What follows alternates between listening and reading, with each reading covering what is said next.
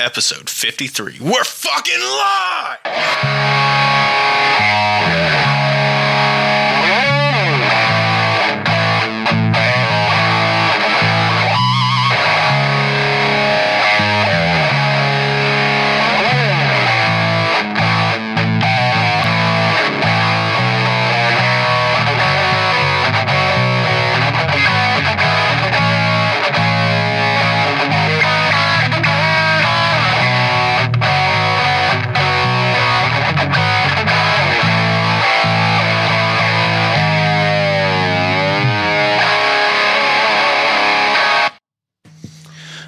Episode 53. Boys, we got a special guest on today. We do have a special guest. We'll get into that right after the introduction. We'll get into it. I'm Heavy, your host, and this is Brian, my co-host slash producer here on Guitar Practice. Absolutely. I just want to say, I actually walked into a Guitar Center the other day, right? And as I walked through the door, I noticed something strange. I seen Heavy walking out of the fancy guitar room. He had his shirt on backwards, belt half undone.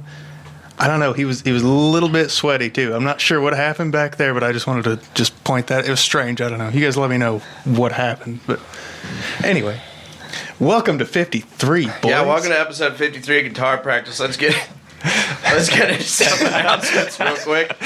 I'm gonna have to call my publicist. Get some announcements, local shows. If you want to be on the podcast, hit us up. If you want us to put your flyer out, your show, your new single or EP or album or whatever, maybe just a nice statue that you made, I don't care. We'll put it out there. Local shows here in the Midwest. Yeah, I said it. March 27th, the Grand Royale, the ALMAS, Crashing Wayward, and the Wavelength. March 28th at the Grand Royale, MERLIN, Mason, COSTANZAS, and PROM. If you like punk rock, I'd go there. March 29th at 89th Street, Left on Red, SSX, and KIRRA. I like KIRRA. Those guys absolutely. Show. March 30th at the Grand, LINNEAS, Garden, Commander, and Pilot. And March 30th at 89th, a SKYLIT Drive, and Awake at Last. And I think that's it for this month. Sick. Other than the other show in Wichita that I've been putting out, Cavalera. Absolutely. Their homies in Entropic and Doomed for Death, opening up for them with Neck Rot and Dead Heat. It's going to be a banger. If you can make it up there, you should go. If you can't make it up there, you should go to the show here. You just dated us, you fucking idiot. That happens before the podcast comes out. What do you mean? That Cavalera show. Oh, yeah, that was yesterday. You idiot. Sorry. How was it? It was probably awesome. Anyway, normally they go from north to south. All right, bro. Yeah, that's it. Let's talk about our guests here. We got special people on today. Today we have the band Bison from Norman. Yeah. Go ahead and introduce yourself, guys. What's up, y'all? Corbin Benson. I do vocals and lead guitar. Hell yeah. Hi. I'm Zane. I'm the bass player of Bison. I joined in 2023 December. I'm Quinn, and I'm the drummer. Hell yeah. So, we're going to ask you the normal questions that everybody has. When did you start? What got you into your instrument? Stuff like that. But when did Bison actually start? Quinn, actually, do you want to? It was summer of 2022, really. I had joined up. So, the band used to be a 5-piece. It used to be 2 guitarists, a bassist.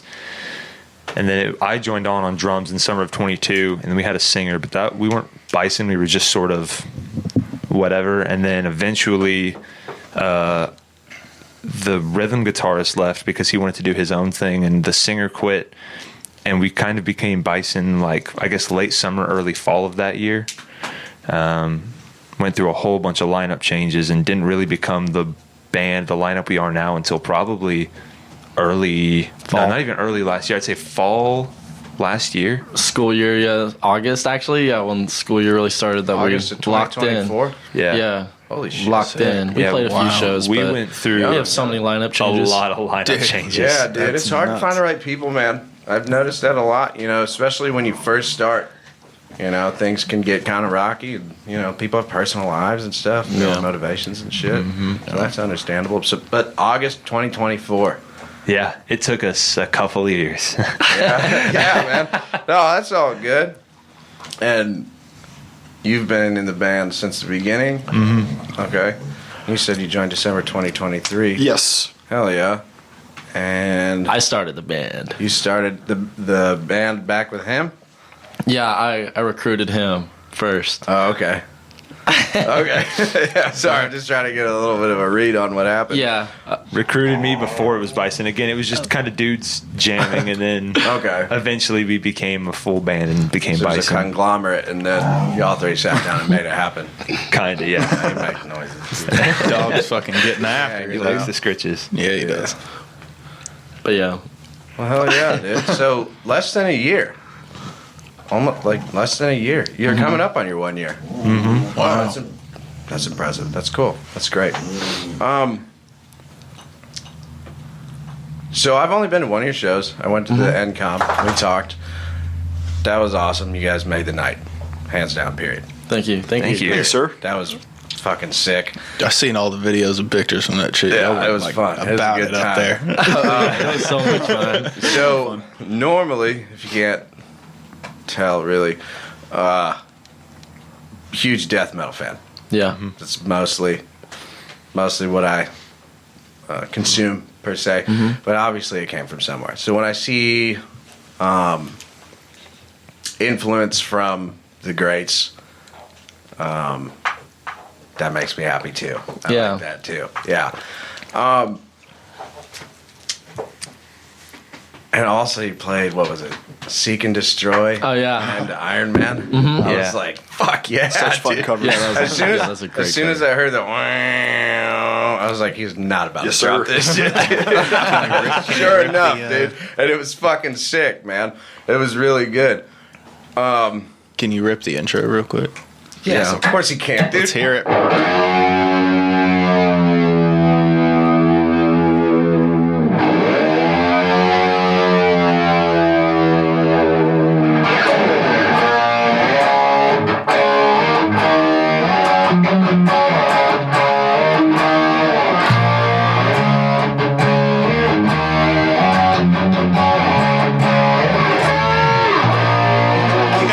Hell yeah, dude. I don't give a fuck if you're like, I only listen to grindcore. Everybody fucking likes that shit. Oh, dude. yeah. Literally everybody. Dude. And It'll everybody make you want knows it. to It's punch an fucking infant, awesome. dude.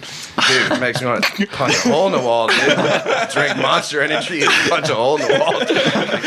Fuck yeah. Anyway, that was a really, really cool set. It was in, like I said, it was at the NCOM Cyber Center, which is kind of like a grassroots place to play some music. You know, Yeah, it this is is. the first time I ever went there. I think it was like a Thursday night. I was like, I'm gonna go over here and cruise around and see what's going on over here, and it was fucking really, really good. So congratulations for Thank that. you. Why the name Bison? Well, we Quinn's dad actually came up with it, and we were just looking for a name because we could not decide or agree on one. I don't even remember any of the names that we even came up with. Come on, give us So- one. Well, so we, on. as far as I know, whenever I first joined, we didn't really have. Honestly, I couldn't tell you anything because our bassist really likes a lot of like death metal and metalcore and stuff like that. So all Yeah. of his names were, death metal band names, and our rhythm Evisceration, guitarist. baby. Exactly. Yeah, our rhythm guitarist, he likes like emo and that type of stuff. So his were more Nevermore, like likes that type of thing. So his were along that line. As I lay crying. Yeah, exactly, that type of thing. But when we first started, we weren't really doing metal. We started out as like a blues rock type of band because my biggest influences are, John Bonham of Led Zeppelin and Mitch Mitchell of Jimi Hendrix. And he started off liking Stevie Ray Vaughan quite a bit. So Yeah. that's Oh how. my God, one of my favorites. Wow. So, being a blues rock band from Oklahoma, Bison just seemed like a great fit. So whenever he suggested, we all just kind of looked at each other and were like, okay, That's it. that was it. Sounds good. Yeah, and there's only one other band that we compete with for the name, and it's like Bison BC. They're from Canada. I thought They were want to from be us. The Netherlands. We were one word. Who doesn't want to be the American Bison? Yeah, yeah. They don't understand. Their bison are small. Does Canada even have bison? I think it. What am I, a geographer, bro? I mean, I know Montana has bison. I don't know. I saw one in That's Yellowstone. true. Yeah, because America, okay? American. All right, brother. Yeah. Oh, that's funny. Man. If the border wall was fixed. I got a question just in general for all of y'all. How long have you guys been playing your instruments? I just came up on 6 years. I heard from a bird that you haven't been playing that long. I heard from a bird that COVID is when you really sat down and started grinding. Yeah, is that true? Yeah. I didn't play till about COVID hit, and then I was practicing like 12 hours. Did you take a day. the shot? Insane. The shot? Yeah, did you get the vaccination? Is that why you're so good? I did get a vaccination, but it was only because we went to Italy during COVID. I should have got We're the gonna get Moderna canceled now, vaccine. but Yeah, I started right about the same time. Really? I was listening. I really got into metal like 2019, which was my freshman year of college, and my dad had put me on drums when I was in like 8th grade, but I sucked and I never really played. And then I finally, December of 2019, decided I wanted to play, so I started practicing. I got him to take his right-handed kit, flip it around left-handed. I noticed that. And One of the few, by the way. started practicing, and it was pretty much right around COVID when I had a lot of free time. So I just told myself I have to practice for a couple hours a day. I got to kill the time and because I'm a couple years older than these guys. I started playing when I was 18, and so I realized I was going to be behind my peers if I didn't hit it as hard as I could. So yeah, I've been playing almost 5.5 years now. Nice, man. Sick. I've been playing about 2 years. Basically, it was Corbin and I. We actually started a band freshman year of high school, but it never actually followed through. I was the drummer. But I decided to. Zane was the worst drummer ever. He was. he was the worst drummer ever. But I decided to pick up the bass for the demand of the band, and I learned really quick. Yeah, you did good. Yeah, he clutched up. Sorry, brother. Little voice crack. Yeah, sorry. That's what it is. I love bass. It happens, dude. It happens. That's so funny. I think you guys might be the youngest group that we've had in here so Right, far. Let's go. Right I on. think so. That's what's up. Oh, yeah. Yeah. Well, hell yeah, man. So, 1 year. I saw a video the other day that you put out. You doing some recording? Oh yeah, dude. Doing some tracking? We're gonna be releasing a single next month. Oh, yeah? And then It's gonna blow your mind. and then we got another single after that in June, and then an album before August. Right to it. Right to the Right to chase. it. Might Yeah. as well, right? Yeah, Yeah, come we on. got Yeah. 2 singles out last year, and our goal was every 6 months, and then we realized how expensive the studio is, and that fell apart. Yes, So we finally got all the equipment together to record our stuff at my place where we practice. Just as expensive. Yeah. But forever. Yeah. It's forever gear, you know. It's Exactly. whatever. Yeah. But yeah, we so- know. Yeah. yeah, y'all got. We feel you, dog. But yeah, we got everything but the vocal mic. So we're actually going into the studio on the 30th. Going to get vocal tracks done for a couple songs, and then we already messaged our mixer today, and so hopefully we should be able to get things rolling. That's great. Have it out into the next month. That's fucking awesome. Hell yeah. You recommend that path for other new bands? Absolutely. Oh, yeah. Because Do I it mean, yourself. It's so expensive. Like, it's crazy how fast, like, engineers, like, that money, the studio time plus the engineer. well, because we Man. rented. It's crazy. What kind of prices are we looking at, if you don't I mind? mean, well, it's actually just standard, like, you know, like, was it like 60? 50 an hour for the studio we went to. Well, which isn't bad. It was 33rd Street in Edmond. But yeah, Which is, between- it's actually a sick studio. It's so because it's good. just one. It's just one studio, and then you got the room, and then there's a separate vocal room that's cut off. It's really cool. Nice, and it's so super vibey. There's like lava lamps and stuff. You know? Love that, dude. yeah, then you gotta get in the mood, dog. So heavy metal. Yeah, lava lamps, dude. But yeah, I mean, buying your own mics and all that other stuff up front is definitely a lot more initially. But yeah, Fucking hurts. yeah, it hurts, but it's an so investment. worth it because you know, I mean, I think we spent $300-$400 recording one song, and you know, I spent that on some cymbal mics, but now I don't gotta. There's more than Everybody- that, dude. Fucking shut up. Shut up. We got Bobby from Entropic. King The King Bobby. King motherfucking Bobby. How are you doing today? Enough with the king. Oh, fucking Tyler. Sorry, the jester made it in. Oh, God. Kick him the fuck off with his head. He ain't got the. Hell yeah. How are y'all boys doing? We got Bison in the show with us today. Bison? Yes, sir. Nice. Sup, dudes? How's it going? What's up, bro? There were pre-Cavalier practices. Absolutely. We're that in the going? cabin right now. Yeah. How's the practicing going? Is it going good? Smooth? Quite well. You haven't killed nobody yet? No.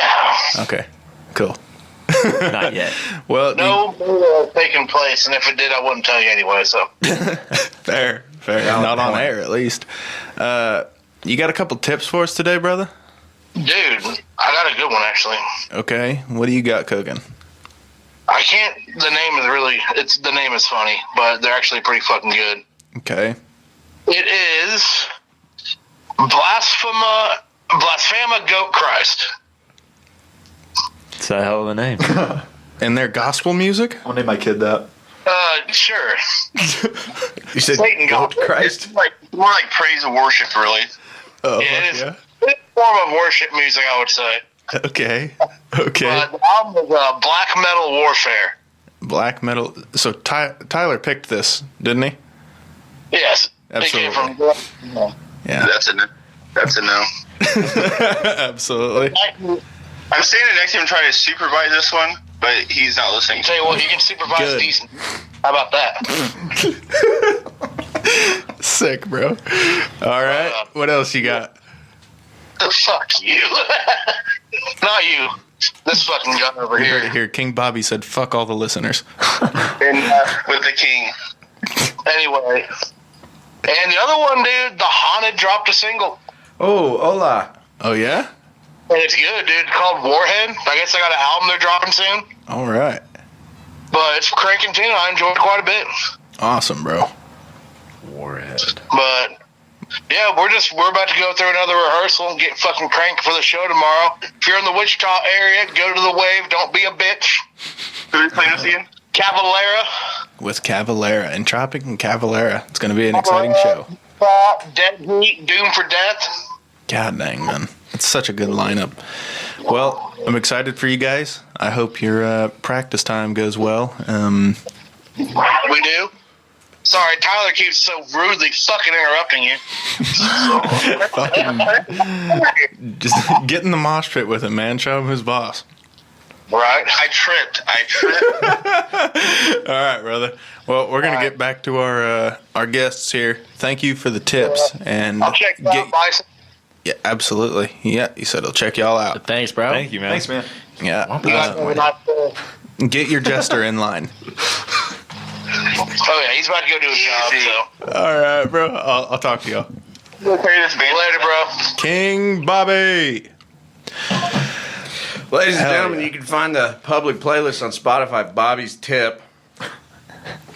BOBBY. That's a big tip anymore. VIP. It's a real big tip. That's pretty much every tip he's ever said. And I think it's like over 20 hours long now. Oh my god. It's pretty nice. It's a good Yeah, it's mix. nice. You want to discover some new music. He knows a lot about, underground, Yeah. black metal, all sorts of metal, all sorts of music. Very cool. Absolutely. I just wanted to say, The Haunted, I believe he's talking about Ola one of England's Ola band? England's projects. Yeah, I the think so. creator of Yeah. Solar Guitars. Yeah.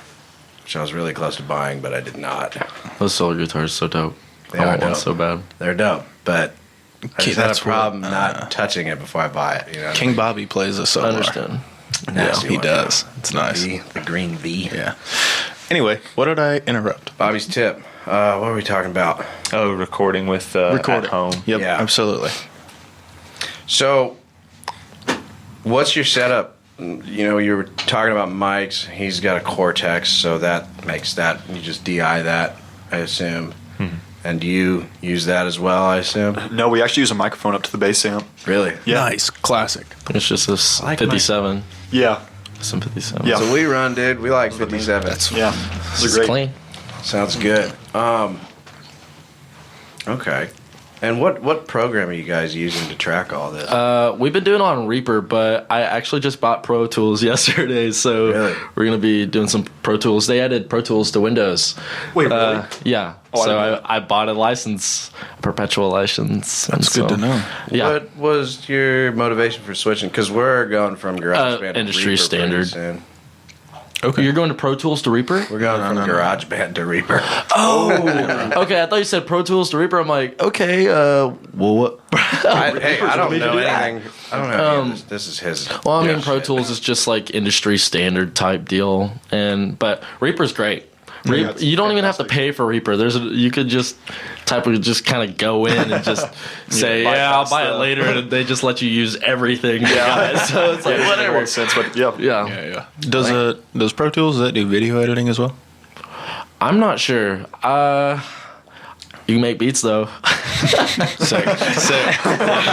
We're programming drums now. Is what You're programming. Yeah. No. Damn, I was just about to ask what's up with the drum mic situation because we tried to do it one time and it turned out really horribly. Mm-hmm. So, we're not actually programming drums. No. So for drums, the way we set it up is we just had to do a lot of fucking around and finding out. But I have my Tom's mic hooked up in between the two, just pointed kind of in the middle. My snare mic, I've had to point absolutely in the opposite direction of my hi-hat because otherwise it's just in your ear the whole time.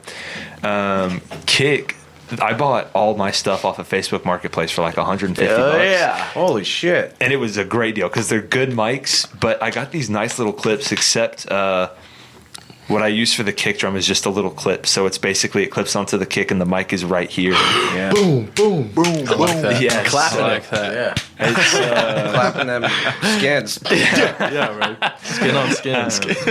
And then I got my cymbal mics. I know.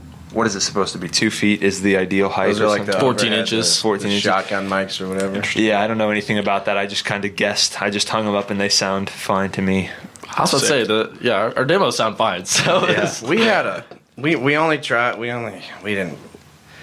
didn't just work on drums that day. We were trying to mic up pretty much a whole live set dealio in a garage, and it was tough. A lot of feedback issues from both mics. And the drum mic situation it wasn't terrible.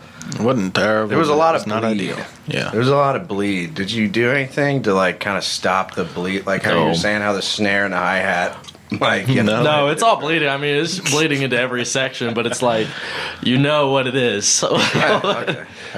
Yeah, no. we'll let our producer figure that out. That's what we're paying him for. So Feel that, dude. Hell yeah. Well, that's sick, dude. And you just do all that shit right from your own house, except for the vocals, and you're going in. yeah, we want to. Yeah, they have a vocal mic that sounded good on the first 2 singles, so I was like, might as well keep it going. Yeah. Absolutely. Hell yeah, dude. Don't fix it if it ain't broke. Hell yeah. Exactly. Yeah. All right. This is a segment called Gear Queer where we talk about the stuff that we use on stage. Okay. We'll start with the drummer. What kind of drums do you got? Or the evolution of your gear? Well, so I got a Ludwig Vistalite kit from the 1970s. I lucked out on that kit because 1970?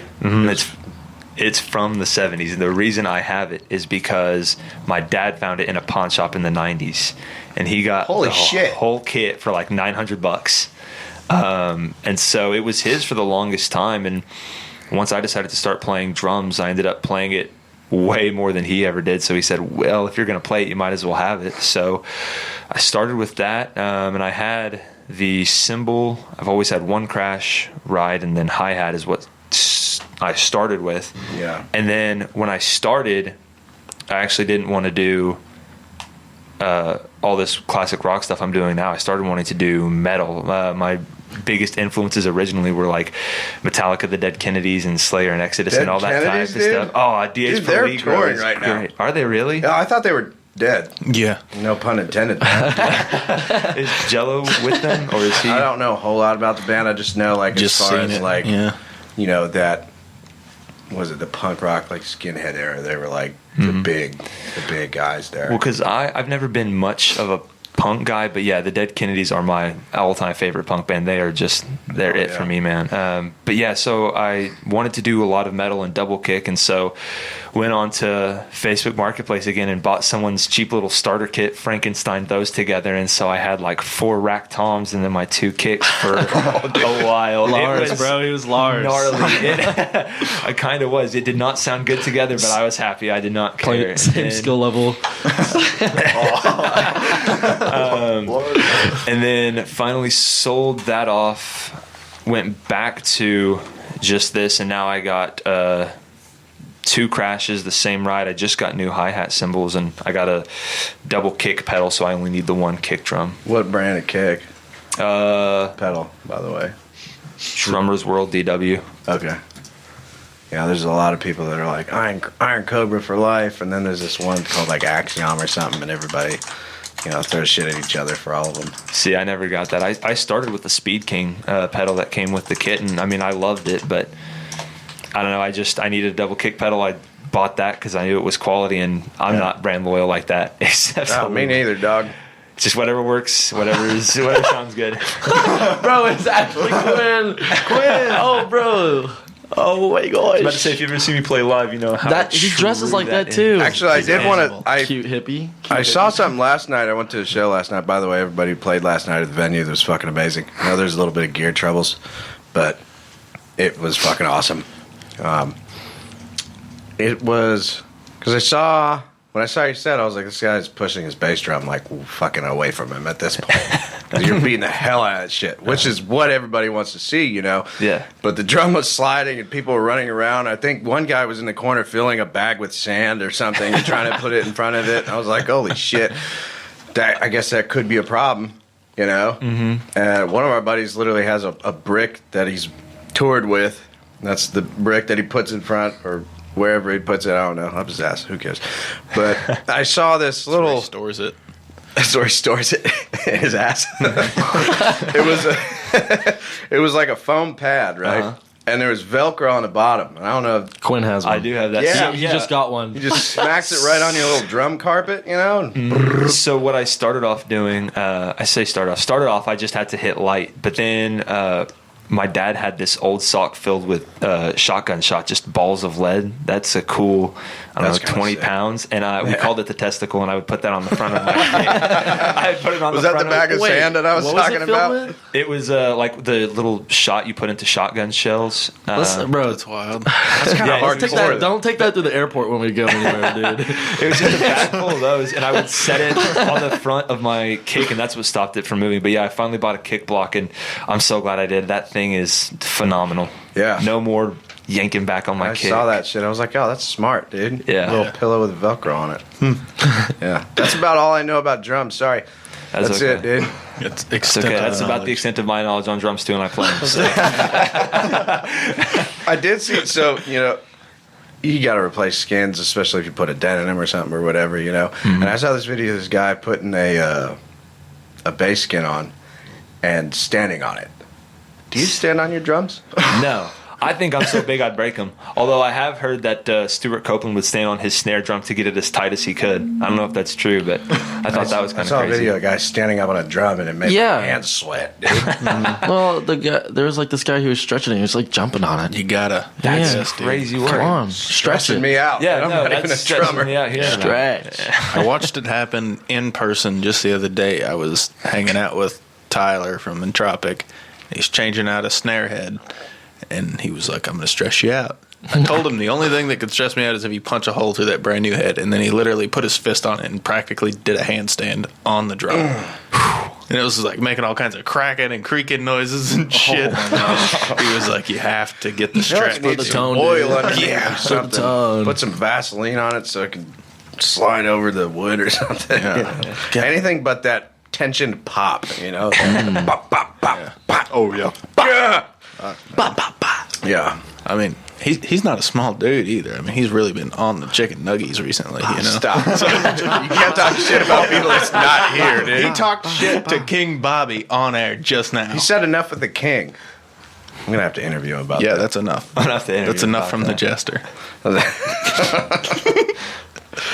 So what are you rocking with, dog? Oh, well, we got whenever I first started bass. Oh, sorry, go ahead. I was going to say, we got Mr. Zane here with the tried and true Squire. Fucking Jazz bass. jazz bass, dude. Iconic. I love that. Yeah. It's beautiful.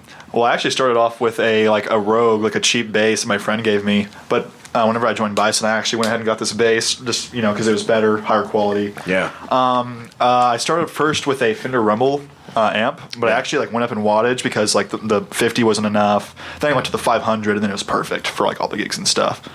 As far as like my effects go, I actually used to like use Corbin's effect pedals for his guitar. They don't sound amazing, but they did the trick a little bit. It does work. I talked to a guy up at Edmund Music, and I was like, does it matter if a pedal is for a guitar or bass? And he was like, it's not going to hurt it. Yeah, sure. It's all right. Yeah. But I feel like there might be like a bandwidth issue. You know what I mean? Yeah, it has to be. Like, it kind of like makes it like a little bit lower quality, I think. Yeah, it's like boosting like high mids and treble, you know, instead of what we're all here for when it comes to bass guitar, you know? Yeah.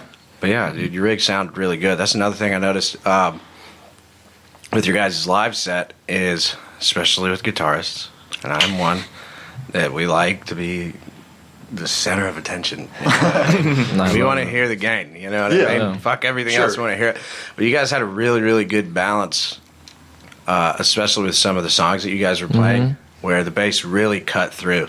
That, to me, when I listen to music, especially with a lot of like the modern metal going on, kind of gets to the wayside a little bit, and that's kind of not fun. I don't know. I like the bass.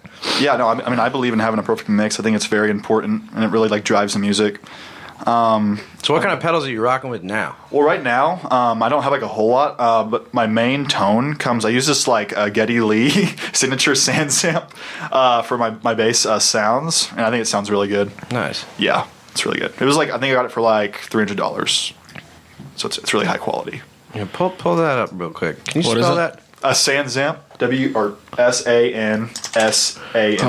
Don't ask me to spell nothing. And then Geddy Lee 2112 is like the model, whatever. Geddy Lee. It's my favorite bass. The bass guitar is so close to a regular guitar, but it's literally an entirely different world. And I find that very interesting. It's easier, much easier world. Two less strings, lower octave. I don't know if it's easier, dude. Sans amp. No, You said yeah, it's that $350 $359. Yeah. Oh, the blue one. Yeah, I remember seeing that. Yeah, those are great. They sound really good. And what all? Dual preamp. Yeah, so like it has like a drive and a deep. Okay. So you can like plug it into like either the same amp, or you can plug it into two different ones to get like different sounds from each. Pretty sure. Oh shit. Well, that's Stereo. interesting. Yeah. Yeah, don't get me wrong. I like the neural cortex. Like I like that stuff, but I really like pedals. Yeah. And I know that thing can do Me everything. too. This is just cheaper for me. Yeah, I know. I honestly just can't. It's illogical for I can't me. afford pedals, but I'm just gonna buy a quad cortex. Yeah. It's an illogical hill that I'm willing to die on. Yeah. Because I just like having all the stuff. You know, I haven't financially recovered. Don't worry. Yeah. Yeah, but that's sick. So, it's a preamp. Is there tubes in that? I've seen some pedals with actual tubes in it. You know, honestly, I'm not really sure actually, but yeah, I don't know. Pedals these days are fucking nuts, by the way. There's like 1 million manufacturers now. Like, when I started... Sick, dude. That's pretty... Goofy bass. That's a cool Insane. cat right there, dude. Goofy on the bit. Bro, Goofy. I saw Quinn smirking over there. You're Yeah, I feel like in a sneak peek, I can see his computer. I knew something was about to happen. Hell yeah. Oh gosh. Yeah, pedals these days are crazy because when I came up, it was like it's either MXR or Boss, pretty much, and that's it. And now, speaking of which, I have a fucking news article on that one. Do you guys like Steel Panther? I've never heard of them. You know who Steel Panther is? I can't get into them, man. I think their lyrics are just a little too goofy for me. They're hilarious as fuck. They I like actually, Michael Starr. yeah, those guys are pretty cool. I think they're playing this month sometime. Don't quote me on that. But they actually just dropped a distortion/delay pedal called 1987, and it looks cool. Interesting. And they're kind of in that Motley Crue style. What is it? Steel Panther 1987 pedal. But it's like everybody can just make a pedal now. And then with the digital game, it's like plugins and shit. Yeah. This thing right here? Yeah, dude. That's wild It looking. looks cool. See, that's not where I thought this was going. I thought they made like a sex pedal or something like They that. should. It has, like, what? What? You know what I'm talking about? I'm Like, surprised. there's a pedal. Yeah. 100%. Yeah. I feel like there should be a pair on there. Something just like big wet pussy. Something like that. You know? Oh, you gotta get the fart pedal, man. Dude, yeah. Do That a one's fart fun. pedal. That one's fun. But yeah, there's all sorts of fucking weird pedals now that, I want all of them. And that's a problem for the whole wallet, you know? But yeah. Some of these pedals, especially like bass wise, like preamps, I've seen a lot with actual like tubes in them, which I always thought was interesting. You know, you see a little window, the little light bulb in there. I'm like, that's pretty sick. Couldn't tell you what the fuck it does, but it looks cool. You know. Oh yeah, the Miku Stomp pedal. You guys know about that? I do actually. Yes. It makes your guitar sound like anime.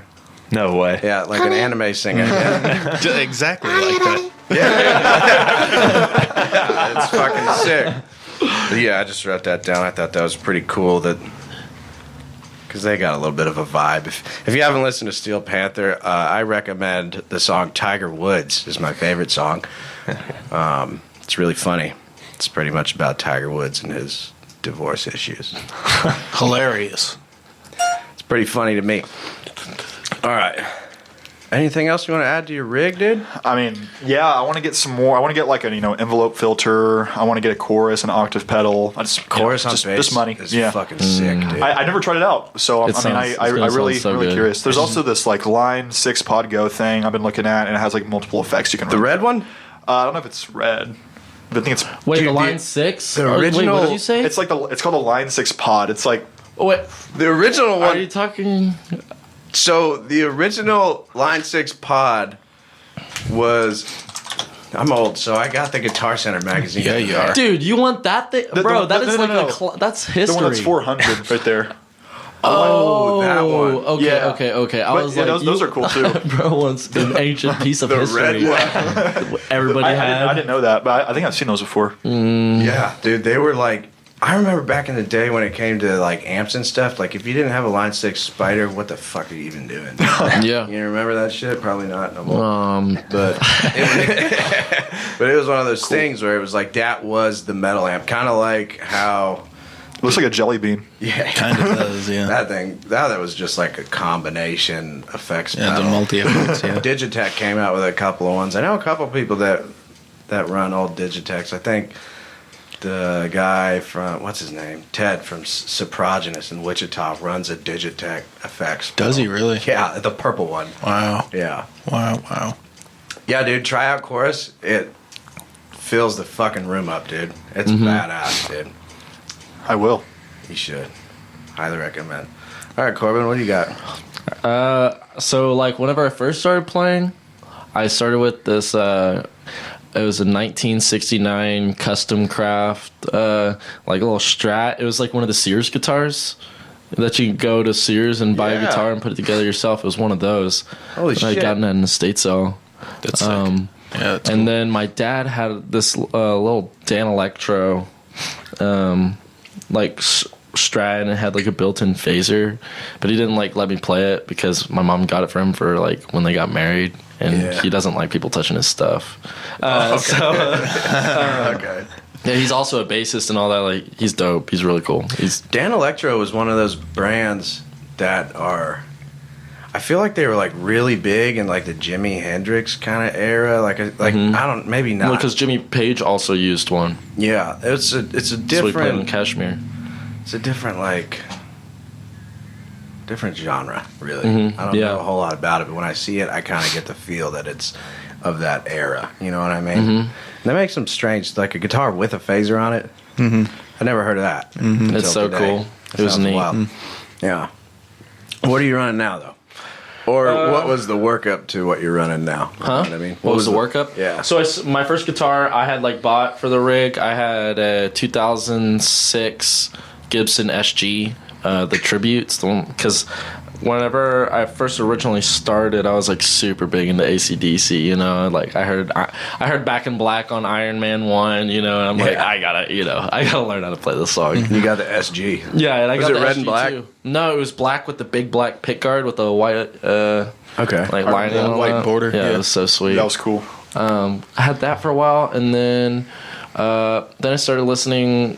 That's when I discovered like Randy Rhoads, Ozzy, and all them, and I was like, oh my gosh, I have to get a V. Like Randy has a V, I have to get a V now.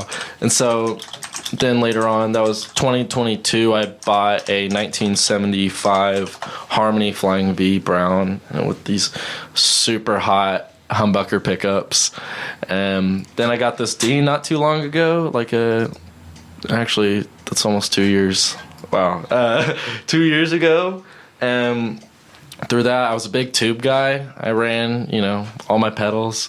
I was DSL. Yeah, bro, Jack Black. I love that school like of rock. The fucking SG of all SGs right there, the red and the black. I did want one.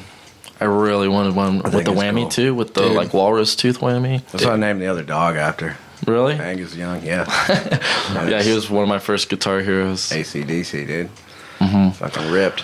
But found this, and I was running a Marshall DSL with the JC M900 cab. And then I had like a cheap, the MX, whatever, FX series Marshalls, the lower end ones, but just the cab. Is it the MG? The MG series, yeah. That was my first half stack, was that MG series, like MG 100, something like that. Yeah. That was it. Everybody, I bought it thinking it was my like, first Marshall. well, I was a kid and I was like, I need a half stack, because obviously. You have to. It's dope. And so I spent all the money that I was supposed to spend on a car on that instead. Right. And Great financial as one does. And years later, I'm like, why is everybody talking shit about this amp? They're like, it's not a tube amp, it's a piece of shit, it's solid state. I'm like, oh no, dude. Gotta sell this thing. Yeah. Well, I had to sell it because I needed money for a car and a life. You know what I mean? So You didn't dude. turn into a super rock star because you had the coolest amp ever? I thought that it would push me to the limit, dude, but it did not. In fact, that and the orange Boss distortion pedal was my OG rig for a while. The DS1? Yeah. Oh Yeah. my gosh. I bought another one. It's underneath there. Oh, no way. Yeah, he uses it sometimes. Yeah, I love it. It's cool. But, yeah, dude. So now you're running... Yeah, I got a Randall head. It doesn't affect my tone at all. I just can't run tubes and digital at the same time. I guess it'll explode or something like that. Is that true? What? It'll fry the amps. I think it would fry the computer in my quad. Well, the amp will kill the Cortex. Yeah, or both. I don't know. I really don't. We should find Interesting. out today on the podcast. Hold up. A little bit longer. I'm not going to be liable for that. So I've been avoiding tube amps mostly because of cost. Mm-hmm. And Bobby actually put me on. It's kind of designed for digital. Mm-hmm. It's called the Seymour Duncan Power Stage. And it's only a power amp. That's what powers just my cabinet, that orange cabinet. It just powers it. Oh, yeah. I've seen a few of those. It doesn't interfere. You can plug anything into the front. And it was like, what, $400 or $500? Something like that, yeah. I was like, this seems like a decent purchase because I like pedals. They're interesting. There's a lot of things like it out there right now. Yeah, I think Blackstar makes one. Blackstar makes something similar. Yeah. They make just like a mini head, I guess, or a floor head. I don't know. Yeah, I mean, it fits on my pedal board. That silver box. That's really? Yeah, that's what it is. Mm-hmm. So you just run your speaker cable to it, and then you're golden pretty much. Haven't really had any problems with it. Yeah. But the only problem is because I just have effects pedals. Is I need to put some sort of amp modeler in front of it because I'm missing out on some of that juicy fat tone. You know what I mean? Gotta get that juicy fat tone. They're real good for clean stuff, it seems like. Yeah. But Sounds really good. yeah, it's really clean. So it's open to pretty much put anything in front of it. And It's clean to the point of sterile. It is. It's clean to the point of sterile. So you have to have other things, I think. yeah, if yeah. you want it to sound really good, like like the acoustic guitar pedal from Boss, I'd be interested to try that maybe. Mm-hmm. But I think what I'm missing is the Tone X amp modeler would be really good. Everybody uses the Cortexes through it. Yeah, it's just the perfect piece of professional gear. It's for Are you sponsored? Hold it. Neural DSP. I'm right here. Hey, hit this guy up, dude. He's singing your praises. Oh yeah, that's. That's one of the Yeah, it's just a power amp, and I think it works on bass as well. Yeah. Don't Neural mention- DSP just came out with one. Well, I'm pretty sure they work with anything. Like you could plug a keyboard, right? I have no clue. It's designed so that I don't get paid by them to know that. Fair enough. sponsorship. But it's designed to where you can just bring your guitar and your pedal board on the road. Like no cabs. Man, that Plug it sounds into so PA. nice. But I like the cabinet though. Yeah. I like least the one cabinet. pushing digital air at me. Yeah. That's what I do miss about my tubes. Yeah. I mean, the amount of air, you just crank it. Is it different? Yes, yeah, it is. 100%. The boomers are right about the tube amps. Oh God. Boomers are right about the tube amps. A lot of people say that. I mean, there's a lot. Oh, of look, people you can that get a buy. bundle for cheap, only $2,400. Oh, But it also comes with the quad Cortex. Yeah, Yeah. quad Cortex and the And the power. pedal. Yeah. Oh, and you get the what is that called?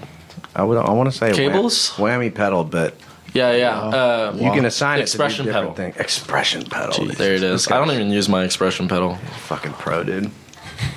Just hell on yeah. the flex. And what cab are you using right now? Oh, it's Speakers.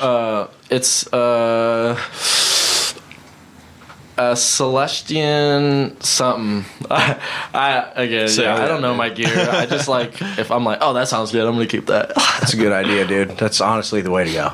Yeah. That's honestly the way to You, go. you can get stuck in. I'm scared of a gear. weird place. Yeah. Yeah. Don't read anybody's comments ever, Dude. about whatever the fuck. If it sounds good to you, run that. If you Yeah. read any comments on anything, everything sucks. You know, according to comments. What do you guys? This might apply to drums too, because I don't think we've asked this question. But have you ever heard about people talking about like tone wood and stuff? Oh yeah. That's exactly the response yeah. that I wanted. What about for the drums? Like, what kind of wood makes a drum shell, and do the types make any of a difference? I don't really know. He's had one kit. I mean, I mean, I know like the Vista lights are acrylic, and that's part of why they're so loud. Is for whatever reason that acrylic drum kit makes them extra loud. But I don't know what it is about the different types of wood that makes different drum kits. Sounds like it's BS to me. Yeah. Acrylic's louder. That's what I like. Yeah, They got a lot I of never different- thought about it. Yeah, because They- some drum kits are see-through. They use a lot of different types of materials for drum kits, like a lot. Really? I mean, just walk into a Guitar Center or something and look at the snare drums on the wall. Oh, dude, the ball peen snare drums Yeah. sound like gunfire. They're awesome. Yeah. Yeah. But They should can make a understand, guitar like, out of that. type of metal and metal shape. That makes sense to me. Yeah, they should just make a guitar out of that. Out of what?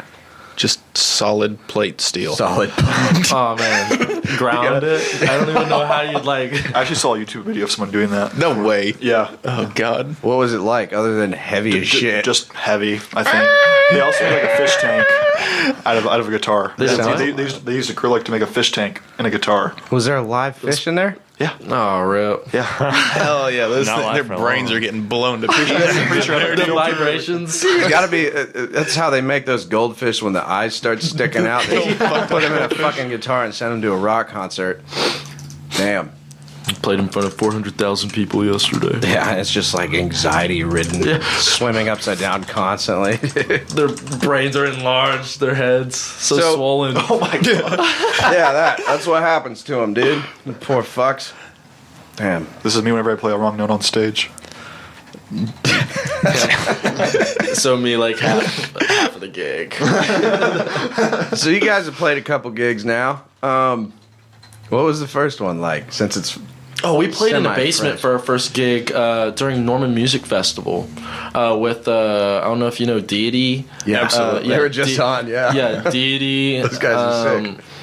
And some of these other guys, but yeah, we love playing with Deity. But yeah, Joey Menego hit us up. It was like, hey, That was the you only wanna other push- drummer I saw was left-handed, left-handed. by the way. Wait, was it Joey? No, I got hit up by one of my high school friends, and he was like, "My buddy's having like this gig. Like, do you and your band want to play?" I'm like, "Yeah." I was like, "Yeah, we do." Yeah, I thought that's where we That met. was- Joey was after that gig. Yeah, we met Joey. Yeah, we met Dee Dee Darian and all them after the gig because we had played War Pigs, Yeah, Mr. yeah, Crowley. We did a bunch of covers. We only had We didn't Norman have a Music single. Fest 23. We had one original that wasn't even completely done, and then it was a set list of covers. But They were awesome. that place was packed. It was the basement first was packed. Yes. First one. I don't know how we did it, but yeah, I mean, it was invited my whole bloodline. Like, it was basically like the basement kind of had three parts. It was a little room where you walked in, this big room with the pillar in the middle, and then this little side room, and the little side room was where we were at. We filled up like half the room, and then the other half was packed. I mean, it was basically, we were all right up against each other, and then we saw videos after the gig of like people taking videos outside the room through the door to try and see. Like wooden, or like the wall on the outside was kind of breaking, and people were taking videos like through the walls. They're out there like the fucking CIA spying on you. Dude. Yeah, That's we could great. fit 20 people in that room maybe, and I think we ended up having 40 or 50 at the gig just trying to come see us. That's fucking It was sick. insane. It was a lot of fun though, because it was, I don't know, from my perspective, I was kind of laughing because I was obviously at the back. The lead singer was truly directly in front of me. The bassist had so little room. If my throne He was behind here, the PA. he was behind. He was behind Where my he drum belongs. kit. Like he stood literally right next to me with his 25-watt amp, and then Corbin stood like on the other side, all the way away from us. I was My like, Marshall half stack. he needs his own spotlight. He needs his own space. But it was a lot of fun. We're insecure as guitarists. We need all the attention. I'm so insecure. It's not even funny. No. That basement gig though, after we were like taking pictures, and Quinn touches the wall, and it's just like falling down the wall. It's just pieces of the brick, and it's just You coming guys off. could have gotten buried alive. I mean, the roof was a tarp. It was a tarp. Fuck yeah. It was awesome. We're going to take a little bit of an intermission, and we'll be right back. Piss boy. Yeah, I got to piss. And we're back. Zane had to evac. I want to make that clear. Zane had to evacuate. He had some personal things, and that's fine. But the podcast continues on with Corbin and Quinn. Yay! What were we talking about? Oh, your first show, yeah. And the house was about to fall down. You guys almost got buried alive, dude. That's kind of death metal, though, honestly. No, it was a pretty fun show. It was so cool. Like, as far as energy goes, we couldn't have asked for a better show. Like, the crowd was, I mean, they were jumping around, getting into it. During our first song we put out, Taking Control, we have this part right before the solo where we go, hey, and we do that because in that show, a bunch of the dudes in the crowd just started chanting in that part of the song. We didn't ask them to; they just kind of did. And we were like, "That's sick. We got to make that a part of the song." So fucking energy, dude. Yeah, man. It was so raw. I mean, It it was- like make me smile like thinking about like that. I don't think the first show could have gone any better. No, like I it just mean- set us up to be like, all right, this is what we want to do. Yeah. we're That's just gonna do this. I want to rock, dude. Yeah, man. It was a rock lot of fun. badass, dude.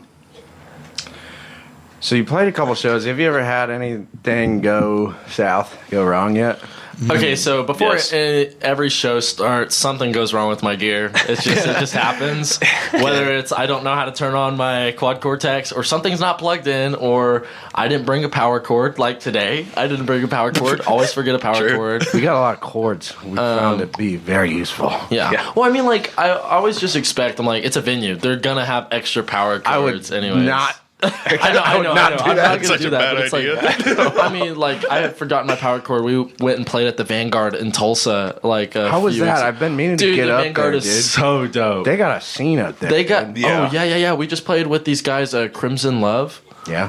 They are They're great, man. Really good. It's like they played the like best cover of Round and Round by Rat that I've ever heard. no. I mean, it's like their tight. guitar players are crazy good. Badass, dude. Yeah, Yeah, they no. have crazy stage presence. They're better than us. They I are mean, definitely better than us. You can tell they've gigged a lot more. But what was nice about gigging with them is we've kind of just, we'll take gigs with whoever, wherever, and that's nice. But like playing with the band who's not only on our level, but like well above it has made us appreciate and really rethink who we gig with. Because it's one thing to play with the band who's not on your level and you blow them out of the water, but to have that competition and like encouraging you to be better, that's what's up. It really because the last show we played with them was in Bartlesville, and man, it just wasn't my night. I was flubbing and their drummer was on it, and so I was like, okay, I'm gonna go absolutely grind as hard as I can. I cannot get shown up that like was this me again, too. dude.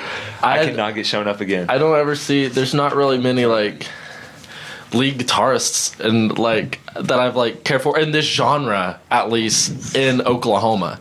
Like a lot of it's in like heavier thrash, Yeah. metalcore, whatever, but we don't have like a, you know, heavy metal Light, inspired, heavy metal, light heavy metal, you know, rock, Semi-hard, dude. rock Call scene. that semi-hard. Half Yeah, cock. semi-hard. It feels like everything I've seen from our music scene is like, it's basically either like thrash or death metal, punk, or what is it? Shoegaze? Hardcore is huge in OKC. Hardcore is big. Have you been to the VFW yet? No, but I follow it. I always see the shows. I'm like, dang. It makes me kind of want to be in a hardcore band, but Bro. I don't think I could do I it. remember Violent. at one point Yeah. Violent. Look at me. I'm not surviving a pit. first show we did. I see a lot of people your size going there. It's wild. They're gonna see me and they're like, I want to break You him. just got to be okay with pain if you're going over Yeah, there, So you dude. get tossed. Hell yeah. Not our first singer, but the first show we did, that singer, he told us about a hardcore show, and I wish I could remember who all was gigging there, but it was a lot of fun. It was a really good show. Typhus, Typhoid. Typhoid, They're not there you together go. anymore. Oh, well, that's too bad because they were tight as fuck. So Yeah, Typhoid was The dope. hardcore scene is, because they get a lot of bands here from a lot of other places, and they all kind of have, I don't want to say the same field musically. What I'm trying to say is they have the same, like, grassroots, we showed up with a trailer and we're starving, kind of. Like how the punk scene back in the day was. Right. That's kind of what it's like. Like, I've been to a house show where someone from, like, 2 states over showed up to play a house show. I'm like, Whoa. what the fuck, Wow. dude? Yeah. And they set the fucking yard on fire pretty much, dude. Hell yeah. Yeah, the cops showed up. They had noise papers, you know?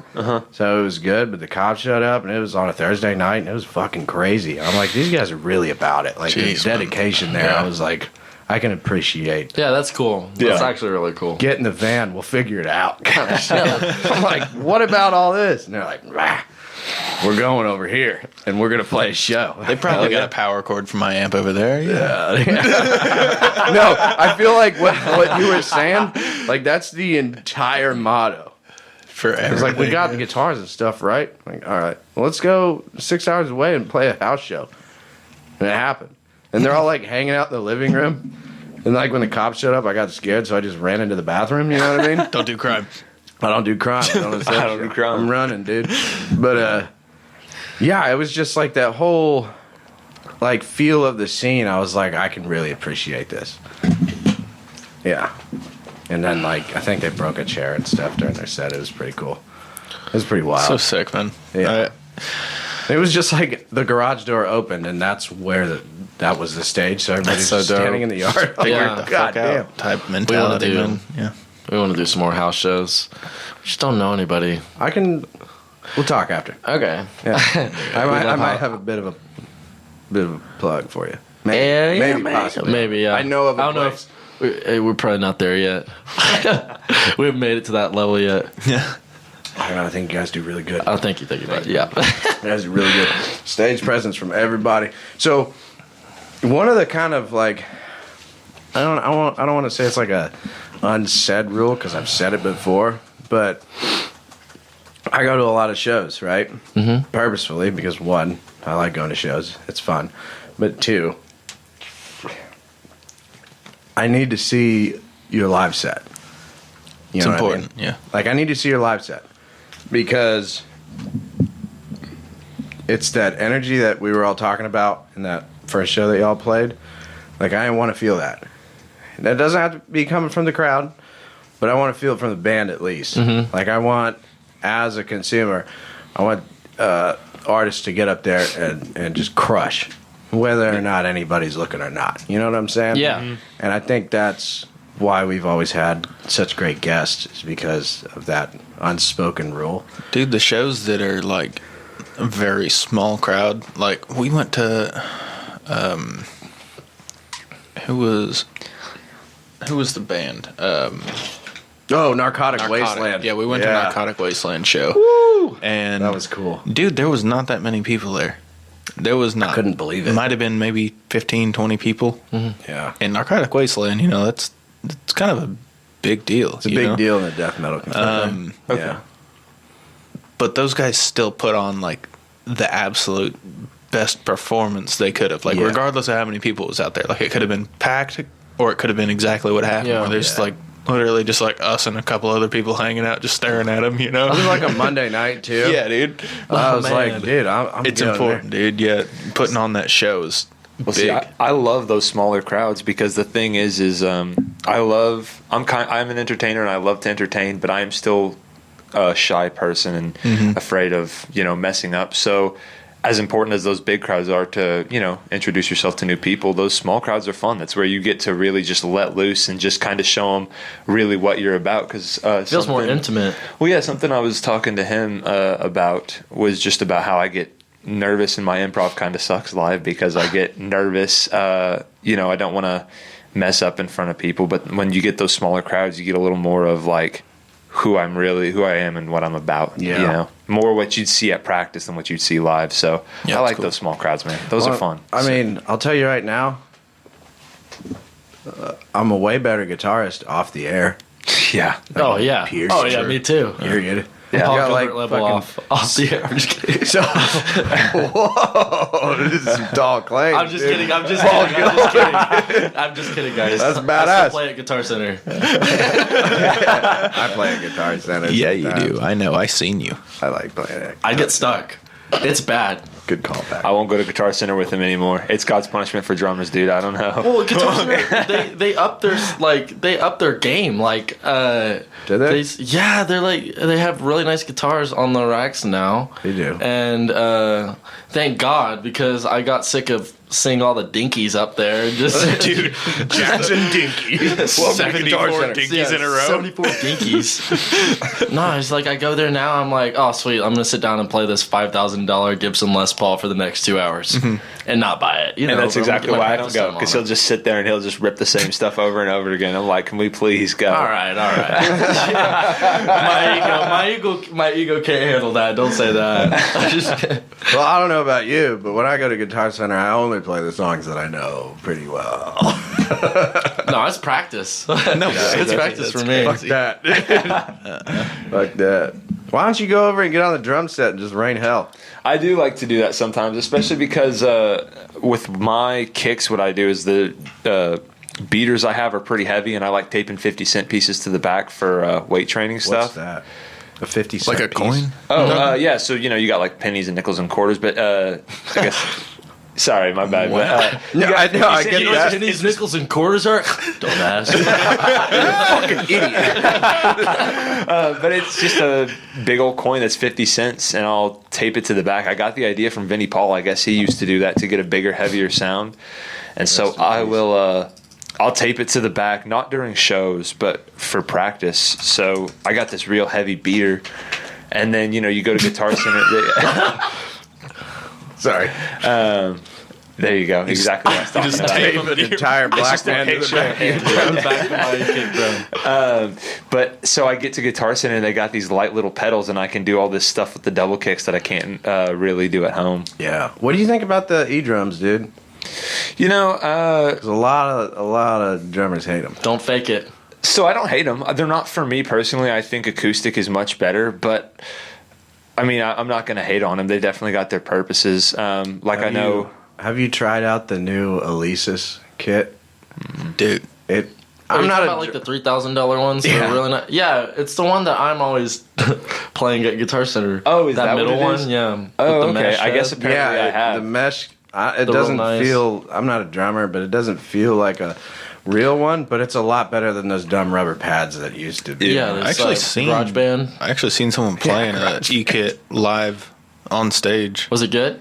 Yeah, he did great. He was fantastic. It was a punk show that I went to Interesting. when we went and seen Mookill.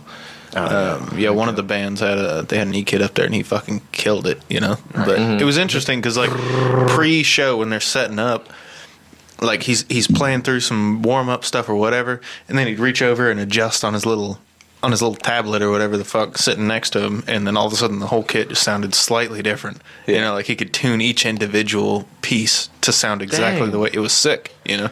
And then My besides, dumbass it weighs would be nothing. Yeah, I'd be testing out the electronic, playing Phil Collins. Dun, dun, dun, dun.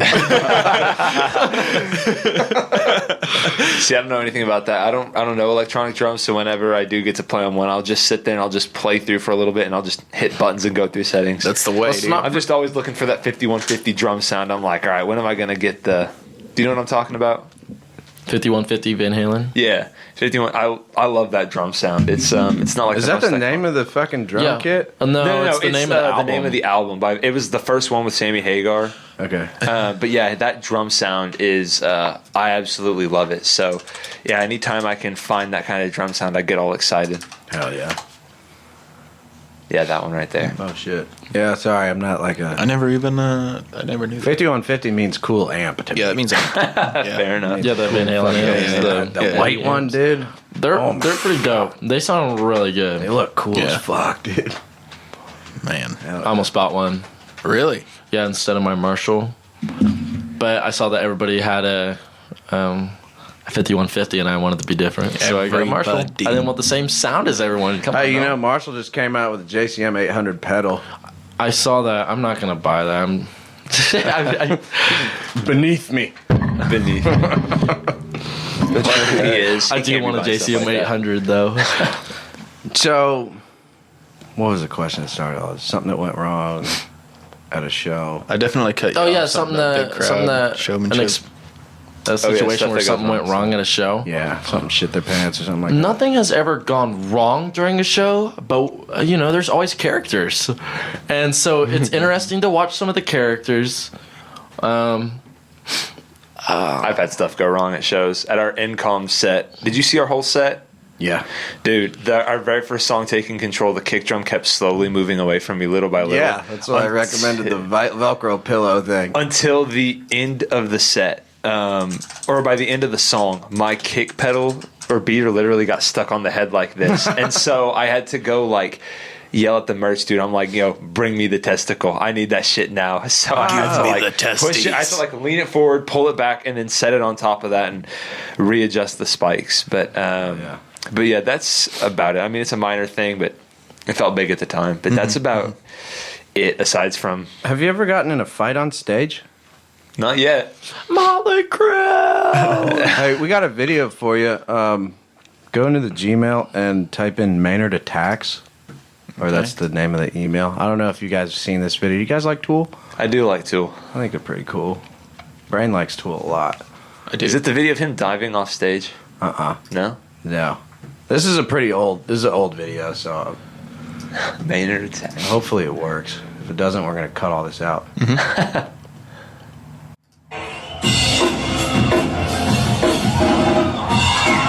What the hell? Whoa. So, the bottom, look at the bottom video. I don't know what the top was. I didn't can't see that one. I can't get rid of all this bullshit. Just roll it. It'll be fine. Oh, did you see that? Yeah, you just That's crazy. who is that? That's Slamming him. That's Maynard, the lead singer at Tool. Maynard got tossed off the stage, or he tossed the fan? No, that top one is the bottom one. He body slammed a dude. Yeah. So people don't know this. Some people don't know this, but Maynard's a purple belt in jiu-jitsu. Oh, cool. He was also in the military. Was he? Yeah, that's. I did not I know read that. that that's how he got the name Maynard, is because I guess it means odd or eccentric or something, and that's what his buddies in the Marines see gave that. to him. Wow. But yeah, That's a he cool piece of history. fucking judo tossed that guy.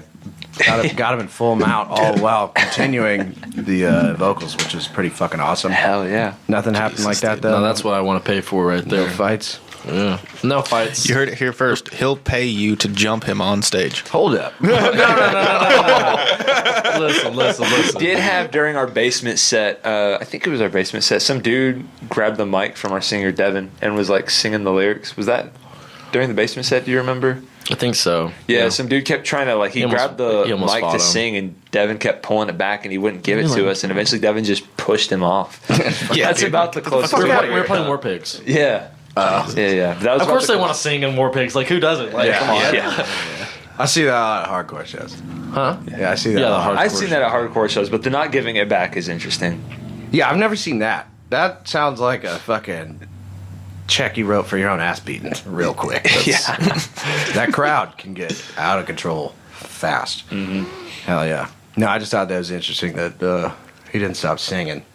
That's a professional. That's pretty dedicated. Yeah, dude. That's actually insane. He's about it. That's a full-on judo toss. Yeah, I thought that was interesting. Nothing like that, huh? Nothing crazy yet? No. We're pacifists. We also don't have people rush the stage. No! Put it away! Put it away! Oh, dude. His brains.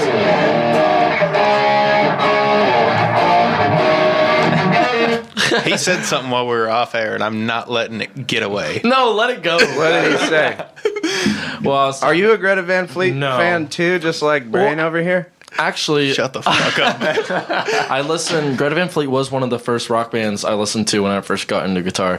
The reason I got into guitar was because of Post Malone's song with Ozzy, "The Take What You Want" with Travis Scott. Oh my god! That's why I got into Hold up. guitar. Wait, were you one of the? We talked about this a long time ago, where He wasn't. younger guys. I'm sure you're not. He but was not. Where younger guys were like, "Oh, look, it's that dude that Post Malone made famous," and they were talking about Ozzy. Oh, dude, I remember that. No, I thought that was a I've always known who Ozzy was, but when he did the song with Post Malone, I was like, oh, this is gonna sound awesome, and it did. It did. Yeah. That was super cool, man. Yeah. Post Malone made him famous. Imagine Post that. Malone. Yeah. If it wasn't for Post Malone, we wouldn't be having this Black Sabbath reunion. True. True. Oh, God, dude, that hurts. That makes me feel old.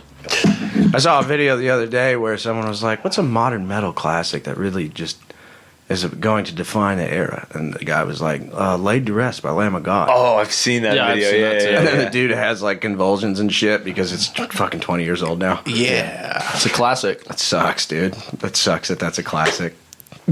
Fuck, dude. God, you're fucking old. I'm 7,000 years old. Dude, Lamb of God is so great live. I saw them open. I don't know if you guys saw Megadeth on their Metal Tour of the Year a couple years ago. Did not. They had Lamb of God open for them, and oh my God, I love Megadeth. That's who I was there to see. But as far as energy and performance, yeah, Lamb of God just absolutely blew them out of the water because they had. I mean, Randy Blythe, I guess, was most of it, just him jumping around the stage. But like their live version of "Laid to Rest" was so good, dude. My God. We don't do church cracks around here. Oh, yeah, that's called a Crack church in the crack. You mic. got to crack it right into the microphone.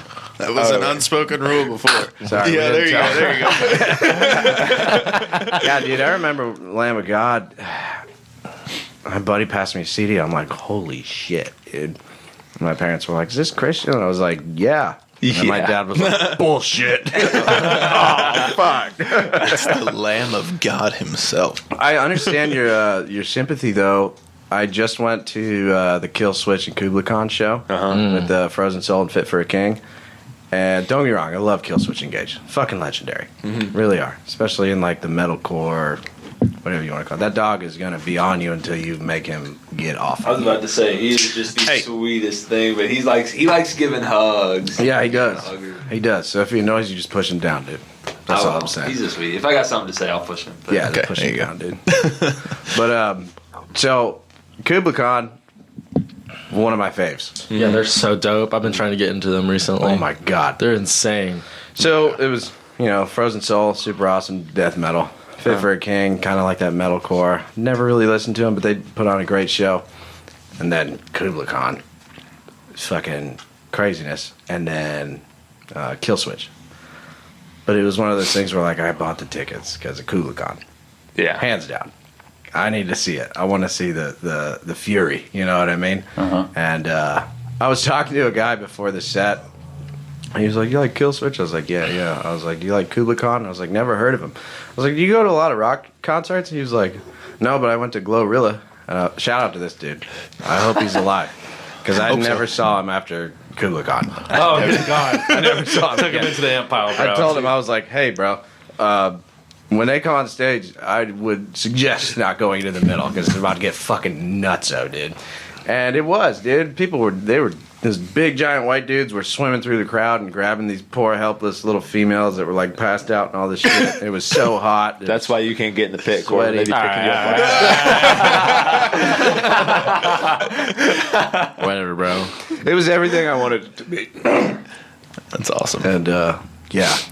So I understand your sympathies where it's like, oh, these guys are opening, so I'm going to buy a ticket. You know what I mean? Yeah, dude.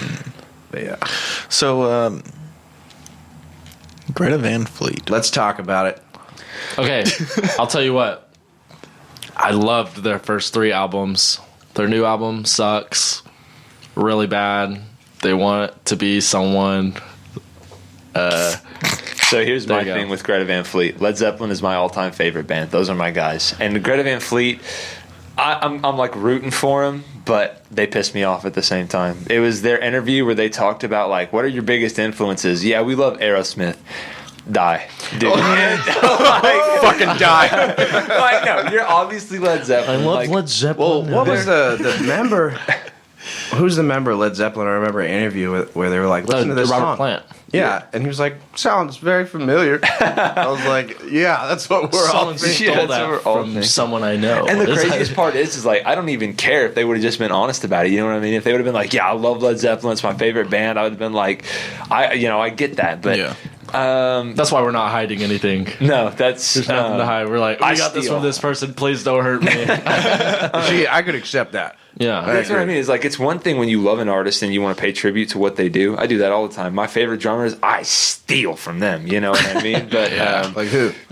John Bonham, the drummer for Led Zeppelin, is my favorite. I've built my whole, like, the way I write rhythms is built around him, really. I mean, I pull from other people, but he's a kick heavy, follow the guitar style of drummer, and that's really been my approach ever since then. Yeah. Cool. So, But you're out of the closet with it. I'm out of the closet with it. I am. Unlike- One of our songs, Unlike Left the to Wonder. Fleet. Unlike Greta Van Unlike Fleet. the Fleet, one of our songs at the end of the chorus, I even get to throw some Bonham triplets in at the end. That's Sick. pretty cool for me. I love that. Sick. Hell yeah, And man. like our song Chernobyl, one of the singles we're hoping to release this summer. Hoping.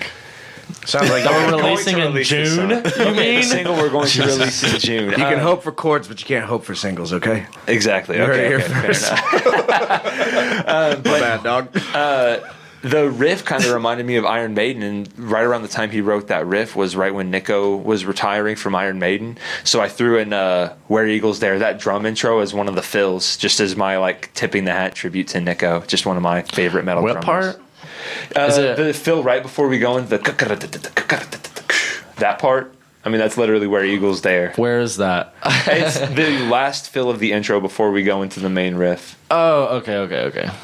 So yeah, It's a I dope love, song. It's so sick. Yeah, I love just taking little stuff just as my like tip of the hat nod to the people that I love and made me the drummer I am.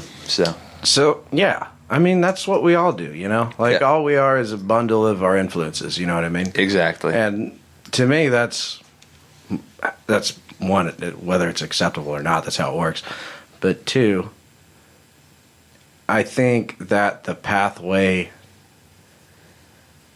I don't know how to put this, the pathway to creating a new and unique musician is influence. You know what I mean? Yeah. Like it's a combination of everybody you've ever listened to or everybody you've ever tried to learn. And, you know, as guitarists, you find these, I'm sure it's the same shit for drummers. You find these little tricks and you're like, oh, I'm going to add that into my song real quick. Yeah. You know what I mean? I know exactly what you mean. You know, Yeah. you're like, There's oh, so many of I'm them. going to add that in. You know what I mean? A new little kick flip into this riff. You Yeah, know? no, I learn got- from this guy, you know? And I'm not saying it's super rare to write something where it's like, oh, I've never heard anything like it. But I feel like it's definitely more rare than combining a combination of your influences. You know what I mean? Yeah, absolutely. Yeah. Well, because especially nowadays, you know, I mean, we've had, 50, 60 years of rock and metal history at this point. It's pretty hard to write something that no one's ever heard at this point. Yeah. So, Yeah. I mean, how we do it is the main stuff will come up. You know, I'll have an idea or whatever, and they're like, ooh. And then another idea inspired from another artist, another idea inspired from another artist. The more you put in there, the less people are going to be like, oh, that sounds like that. That sounds like that. You're copying, you know, like Pantera. You're copying Pantera. This whole song sounds like Pantera. But if you grab from other people, they're like, this sounds like this, but this also sounds like this. And Yeah. this sounds like its own thing. Da, da, da, da, da. Like, Do you have an that's example? what we tried. Do you have an example of something that you've wrote? You can be like, I kind of take influence from this. You can say no, because it's kind of a complicated scenario. I mean, I could play the our song Chernobyl that we're releasing. It's like so it's the one that he was talking about, his riff. It starts out.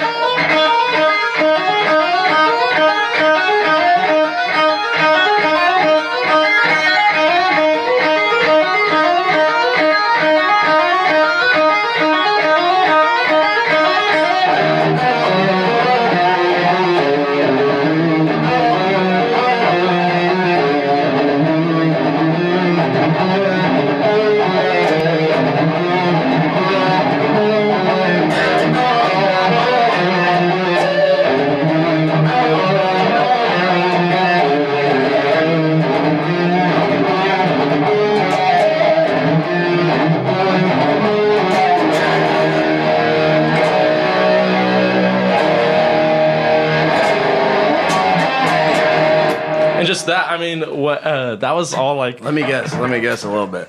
All right, let me just. So that sounds to me like a metalcore intro, honestly. Really? Yeah. I got it from.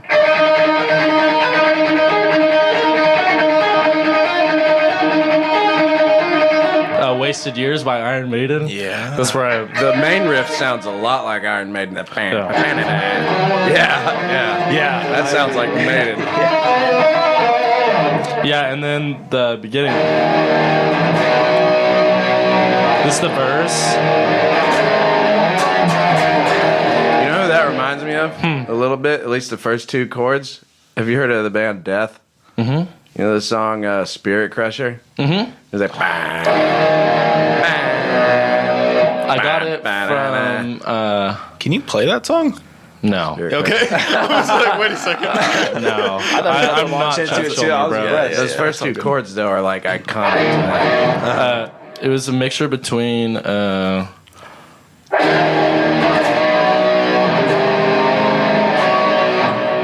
My Darkest Hour, Megadeth.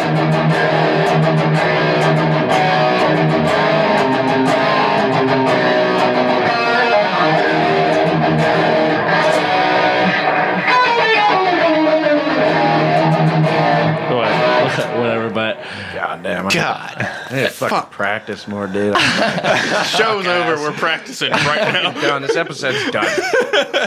No, dude, I like seeing like the influence combinations, dude. Yeah. And even that third chord that you do, that reminds me a little bit of Kashmir. I don't know why.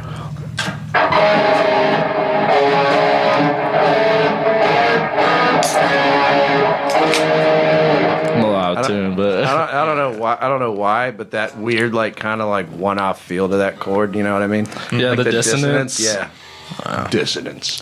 I love that word. You know? The dissonance. Yeah, we're smart, dude. We're music theory, you know. I don't even know how to read music. I don't know. Bro. I tried. Hey, that's a good question. You know how to read music? Kinda. No. I can read drum music. That's about it. The first band I was in, I joined after probably not even a month of playing drums, and whoa. Yeah. Fuck yeah. Well, because it was these dudes, they're like, we need a drummer and he needs a band and I can keep time, so good enough. Send it. Send it. But they were asking me to learn these songs and I was like, I can do my best. And the lead guitarist from that band let me log into this app called Tabs. It's basically... You know, it shows you. What does it do? Well, I mean, obviously, you know it does. But for drums, there's not tabs for drums, so it's just the actual sheet music. I just remember in like elementary where it's just like it's the ta ti ta. Songster. Yeah. Rest. Rest. But yeah, so it'll like play the song for you, and so I just slowly but surely learned to read music like that. That's cool. That's really good. Tabs? All tabs? Okay, so I took last year.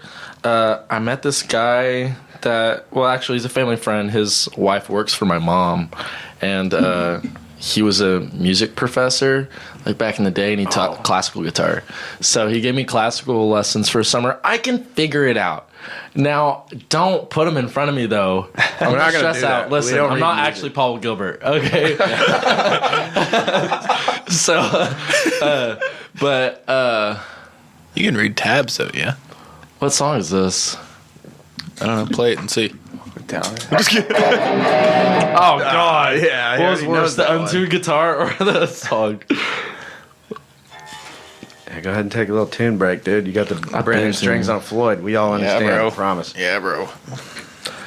I do want to get another dude. guitar with that one. I took guitar lessons for like a month from this guy when I was a kid, and my mom would take him to his house, and he was like classical to the point where he had those little steps. Yeah, that's what I had to use as well. My first guitar, the Sears kit that you're talking about, my first guitar was a Grizzly Industries kit that me and my dad put together. Yeah, and it was a classical guitar, and I was like, yeah, it's a guitar. And Still then, got it. You know, I fucking went into his house, and he was talking about music and shit. I'm like, I quit piano for this. What the fuck, dude? And then I just found tabs, and I was like, yeah. Good enough. It does help. Yeah, tabs are sick. It's real easy. The timing. I like to see the tabs with the music notes above it because I understand the timing of music notes, but I couldn't tell you where the fuck they were, especially on a fretboard, you know what I mean? Yeah. But the timing helps, but after that I was like, man, this sucks, dude. I'm trying to rock. You know? It was fun. It did definitely help with like my like writing process and how I, approach. And now I'm music. wishing I would have stuck it out. And now I'm wishing, but I didn't. Well, some of my favorite songs are like classical, like type deals. So I was like, man, I got to learn at least some of the basics so I could, pick up. Yeah, Classical like Lamb of God or No, Randy Rhoads. yeah. Yo, speaking of Randy Rhoads, Brian, tell him about your guitar you got for Christmas. Oh yeah. I got a Dude. 96 Randy Rhoads Jackson from Japan, like the first year. I got rid of mine. I got a polka dot V. So I love this thing. I traded a Japanese 2003. You got rid of a polka dot V. No, he traded. I that for got the rid polka of an RR3 for a polka dot V. Okay. I was like, whoa. You never know when the tribute band's gonna need me. That's what I want to do. Screw Bison. Hey, bro, when Dave Mustaine dies, dude, you pretty much look like his God. kid. And you fucking you sing and play guitar. Very complicated, dude. Tell us about that. How long did that take you? Because I can't sing and play man, guitar. well, we just got sick of. They've always pressured me to sing. Because I did 8 years of like musical theater. I've always sang. My whole family sings besides my father, and so I've grown up like in church singing on stage and stuff like that. Dude, so I already had like the training. Dude. I swear to God, I'm You're talking like the church fourth or roots, man. fifth- Yeah, same here.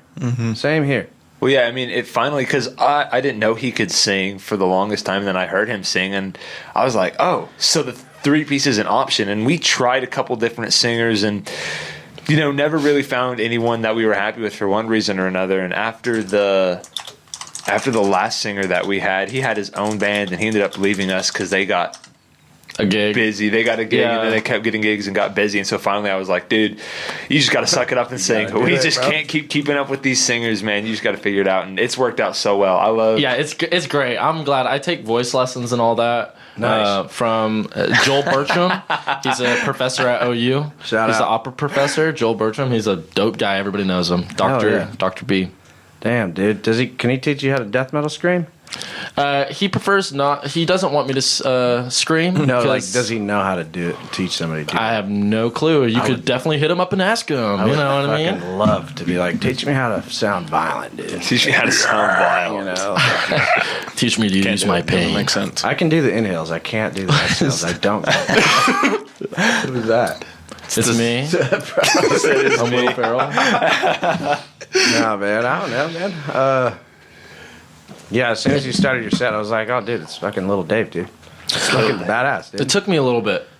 It's not easy to sing and play guitar. In fact, do lead stuff and play. I can't and even stuff get like through that. fucking TNT. I can't even get through it, dude. I'll sing to the guitar.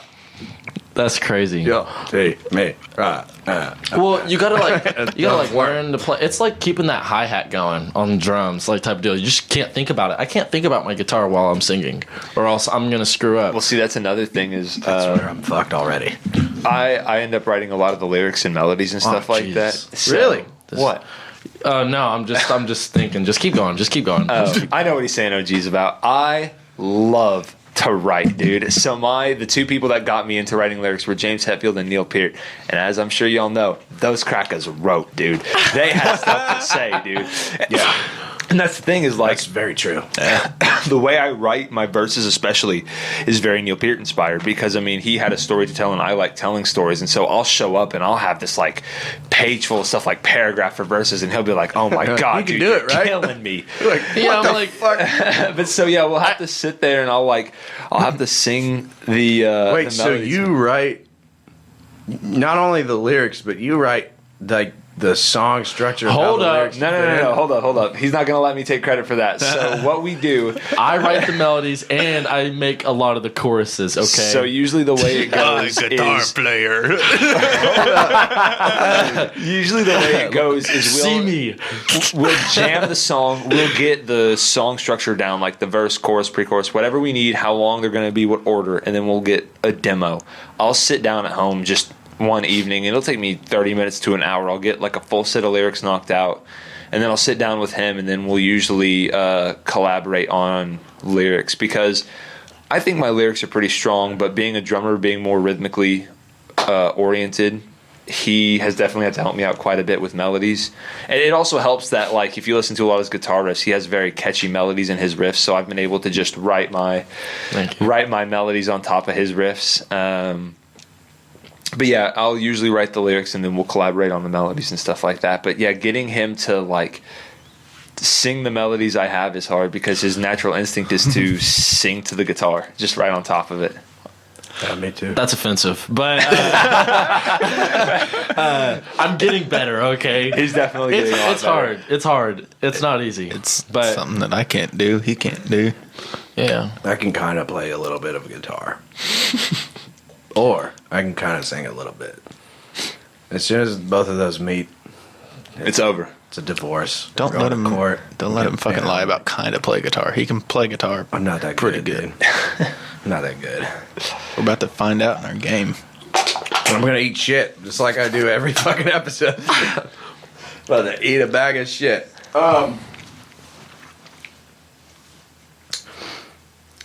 Did you guys see the music video that the government put out recently? They put out a music video? A little bit. That's awesome. Pay your taxes. I'm scared. Wait. But now here's the real question. Was it the Biden era government put out this music video? Or Nope, Trump era? it was the Trump era. That's Oh awesome, no. dude. Oh, That's I'm awesome. scared. Can we see this? You guys put know out a that music video? we're- Who we wrote can't, for 'em? We can't play it. Oh, we can't play it, so we'll have to watch it. Oh, okay. Everybody's gonna know about this as soon as I talk about it. You know the song "Closing Time"? Oh yeah. Closing time. Yeah. You don't have to go home, but you can't stay here. That's a video No of a way. illegal immigrant getting I know where this is. put in shackles.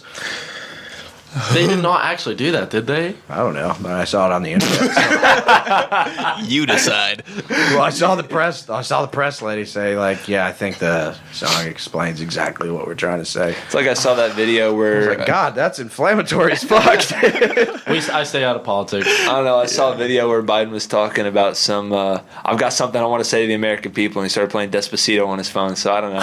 It's just, That might be AI. Dude, walkout song?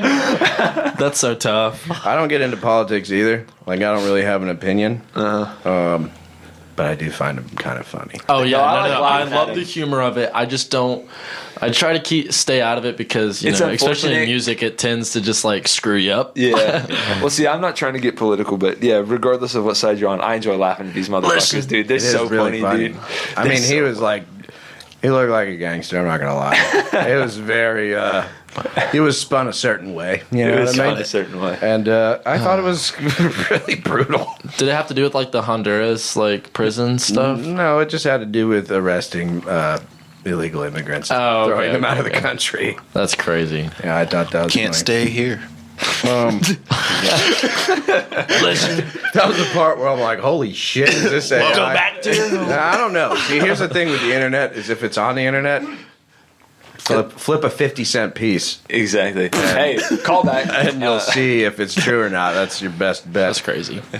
That's funny. Yeah, we'll show you guys the video when we take a piss break. Yeah, take Yeah. a piss break. The other day, I ate too much Pace hot chunky salsa, and it burned my asshole. As a band, do you guys ever have that issue, or are your issues more music centered? As a band. Like as a band. Dude, musically, we're pretty tight. It's all the other stuff. It's the asshole. It's tight. It's definitely really tight.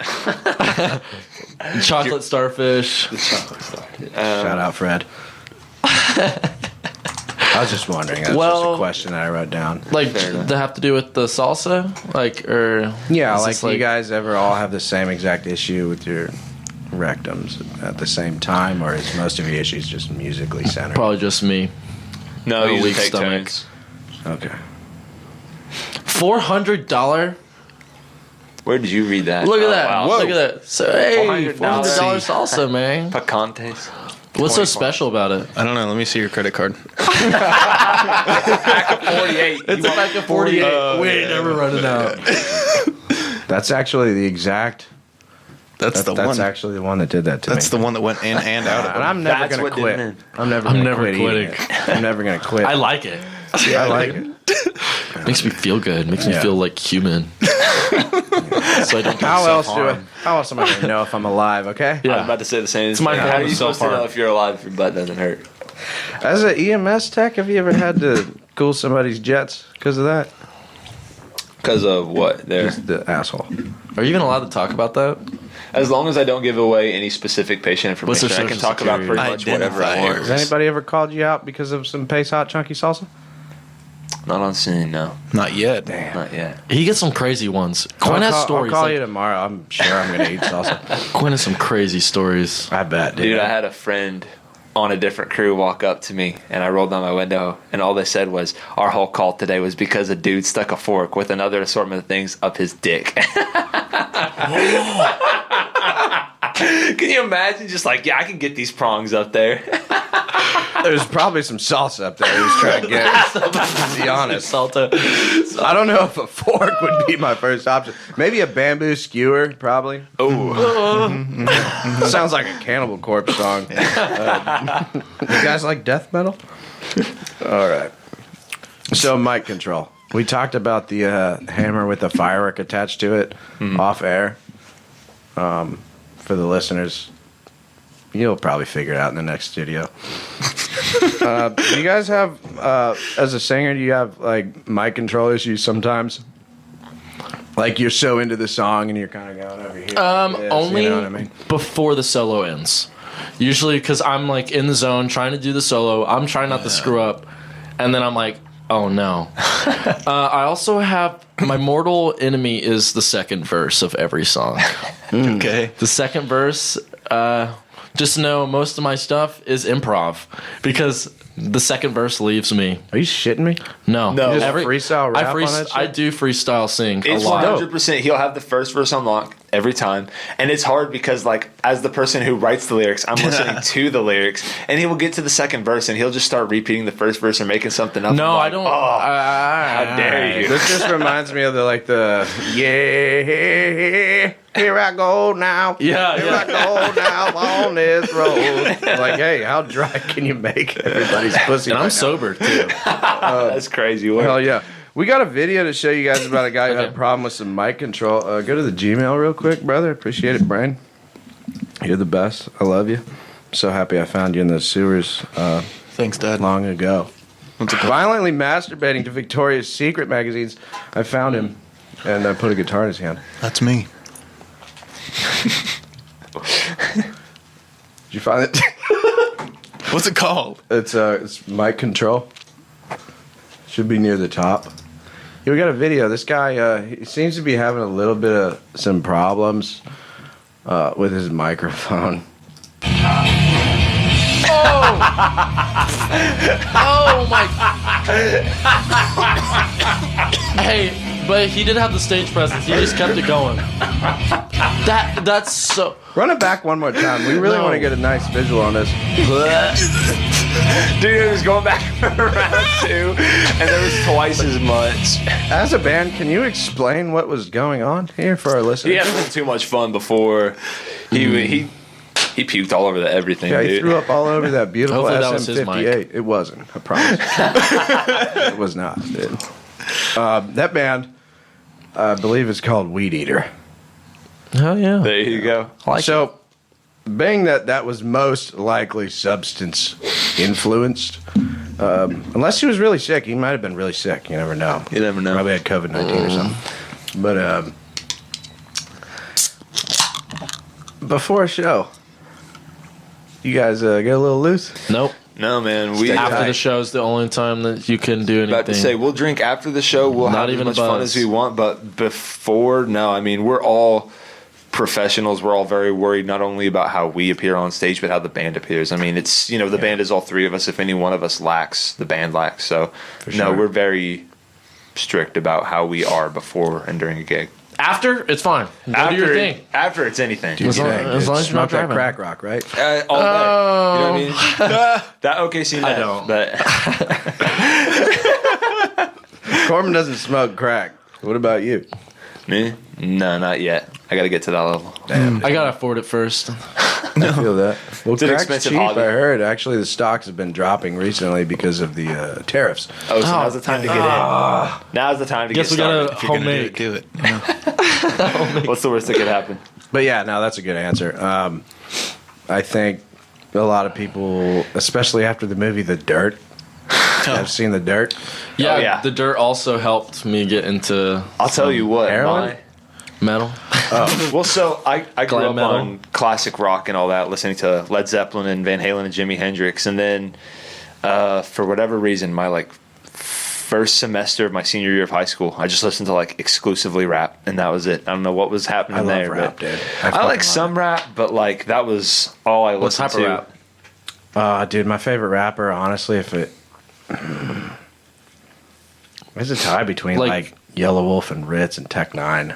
Okay. Okay, Yeah. I know Tech 9, but I don't know those other two. Is that what year is that?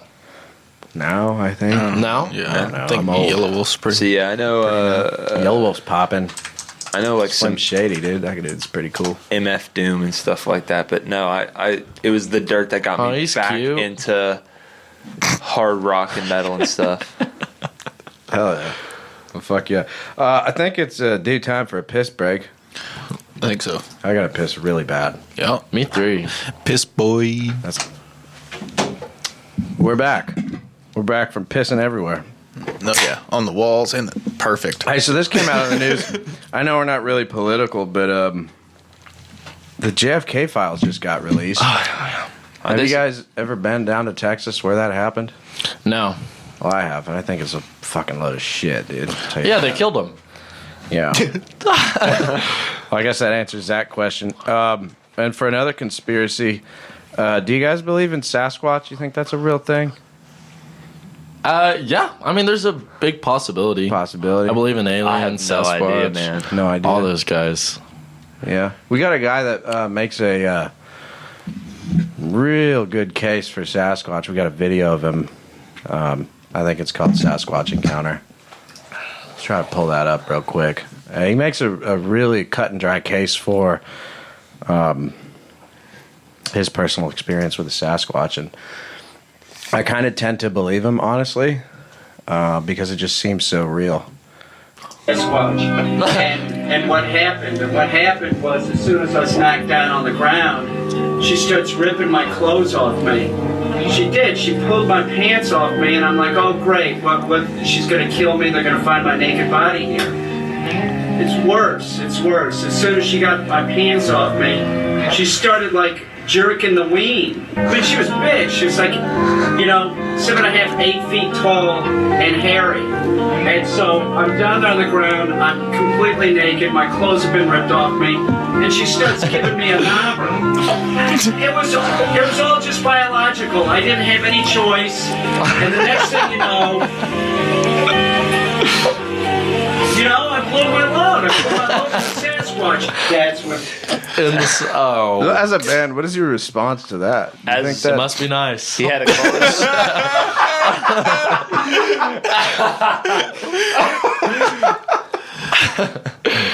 you seem pretty serious. I think Yeah, you- 7, 8 foot woman. What's hotter than that? dude, She I hairy think too? Japan makes pornography like that. Have y'all sometimes. seen the memes that are the this and a woman with a bush? No, please explain. Yeah, there's these memes going around where it's some type of 70s inspired or some real bougie decorated house, and it goes this and a woman with a bush. That's the whole meme. It's like like life goals kind of thing. life goals. Yeah, Yeah, because that's my guess life goal. I guess That's when you really know you made it as a fucking rock star. You know what I mean? Yeah, dude. this. God damn. That bitch is thick. She gotta be 8 foot. Fuck yeah, dude. Is that enough push for you, Corbin? Not enough. There's a lot of hippies that don't shave their armpits and legs and stuff. I'm okay with the bush. But, I mean... You don't like body hair? I think it's a lot. Okay. I think... Do you shave yours? My body hair? I mean, obviously, I keep the bush low. You know? I mean, that's just a matter of respect. Prove it. It's actually really bad right now. It's actually terrible. My barber said he wouldn't do it. I was like, yo, trim me up. And he was like, hey, I'm going to put a gun in your mouth if you keep talking crazy like that.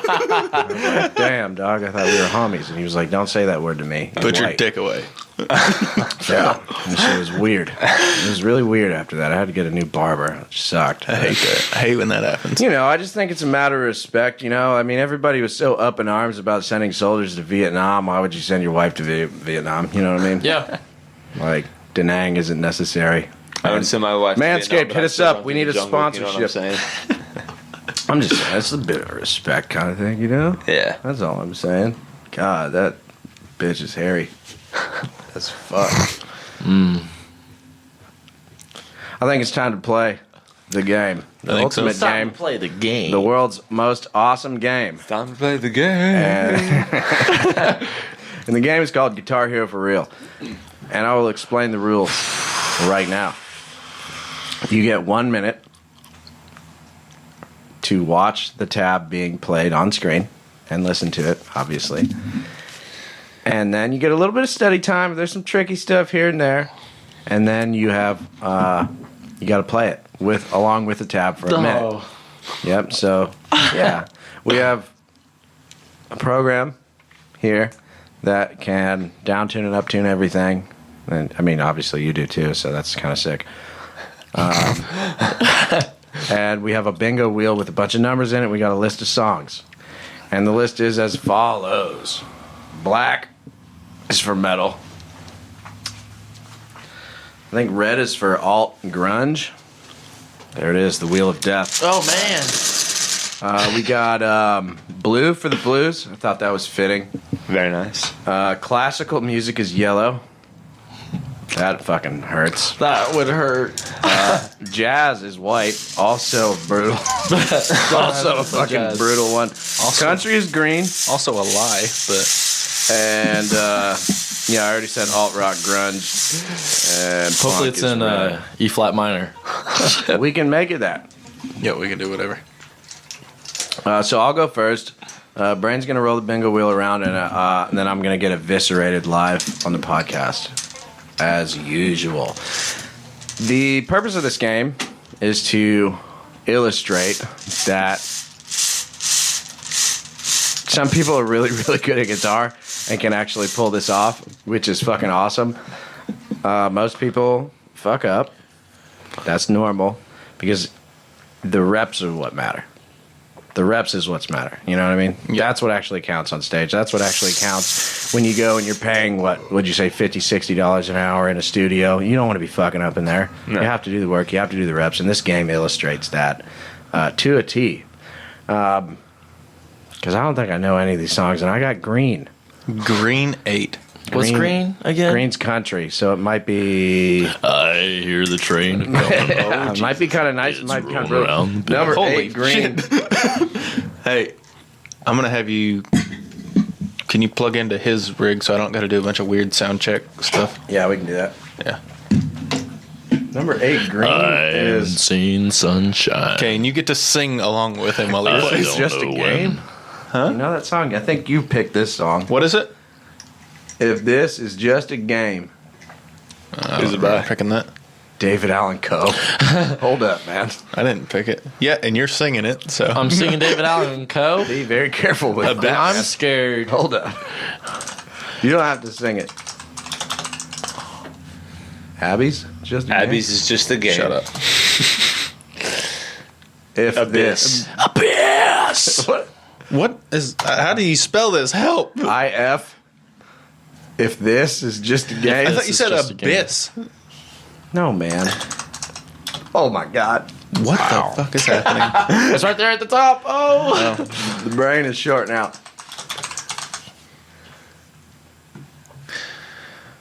Got it.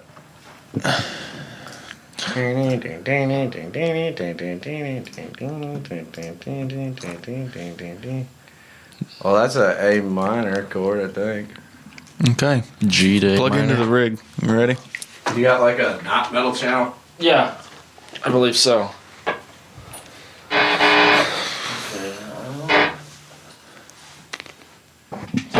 Clean. God. Oh my God.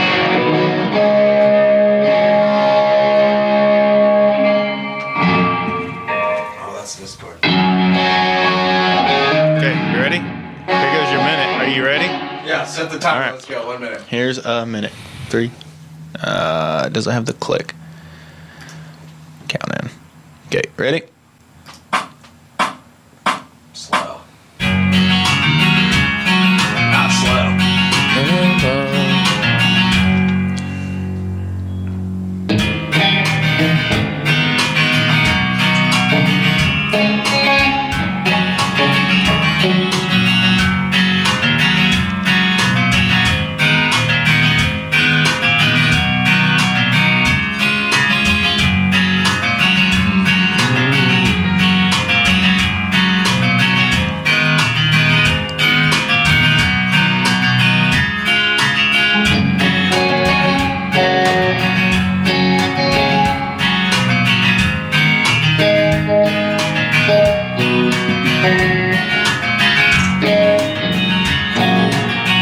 That's kind of tricky.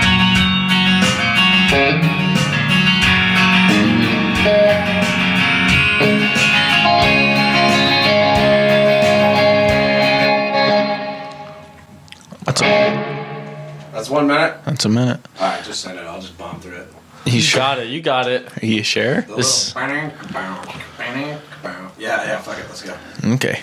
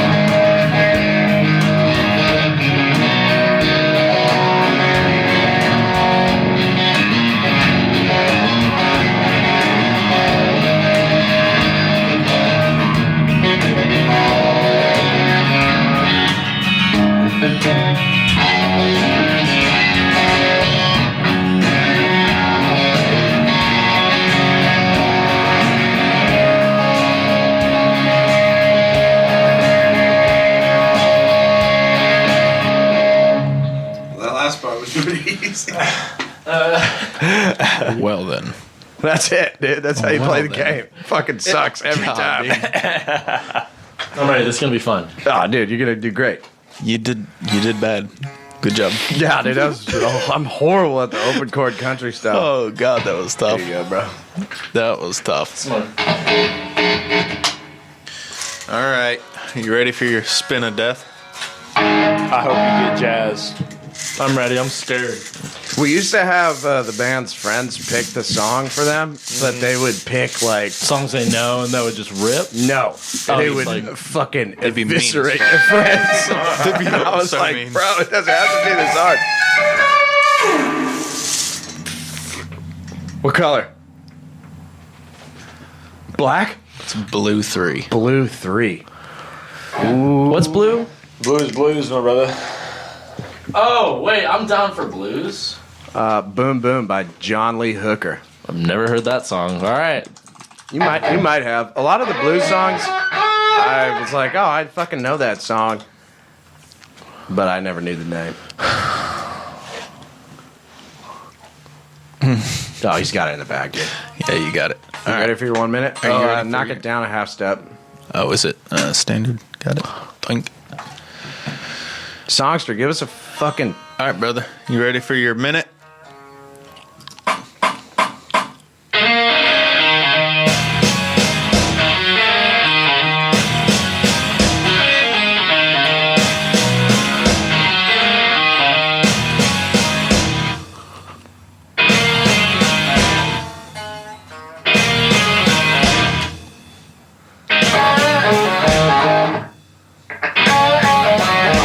Oh.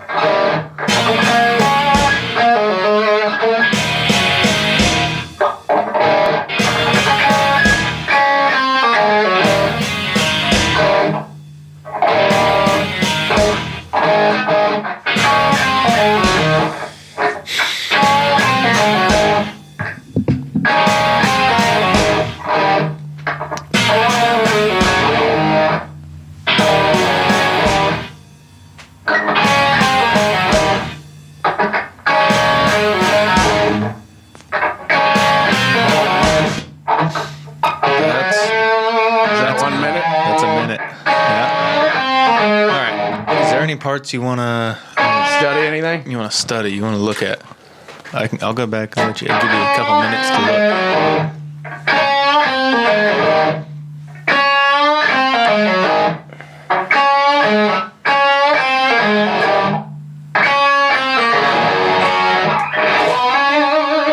Okay. I think I should be able to do this. I mean, whatever. You sound a lot better off than I did already. Yeah.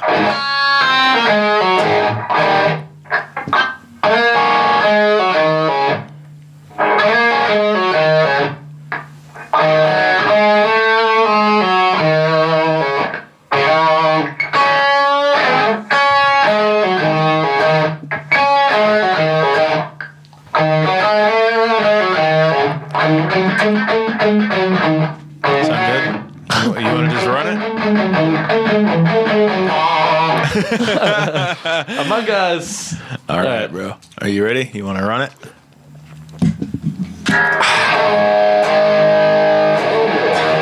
Let's do it. You sound ready. All right, ready? It'll give you a count in. Here we go.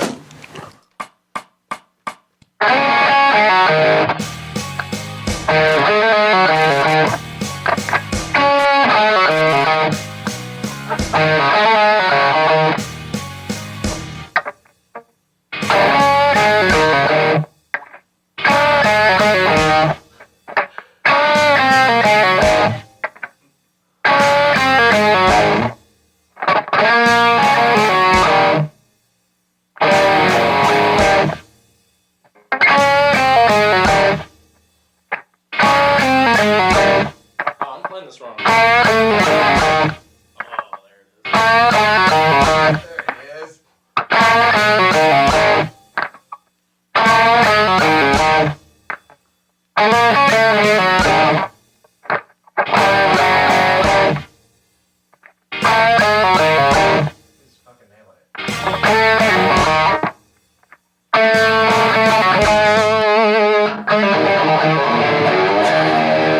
You got it right at the end. You figured it out right Yeah, there, I was dude. like, wondering. I was like, is that? I'm also technically legally blind. My left eye, I have like almost. I've been zero saying we vision. need to get a bigger TV for this game for years. Yeah, the yeah. brain constantly disagrees. I Yep, don't know that's why. me. Yeah, I'm definitely disagreeing. We'll get a bigger TV for next time, probably. I don't know. No promises. yeah. You did really good. You did. Thank you. Yeah, Really good. whenever I figured it out.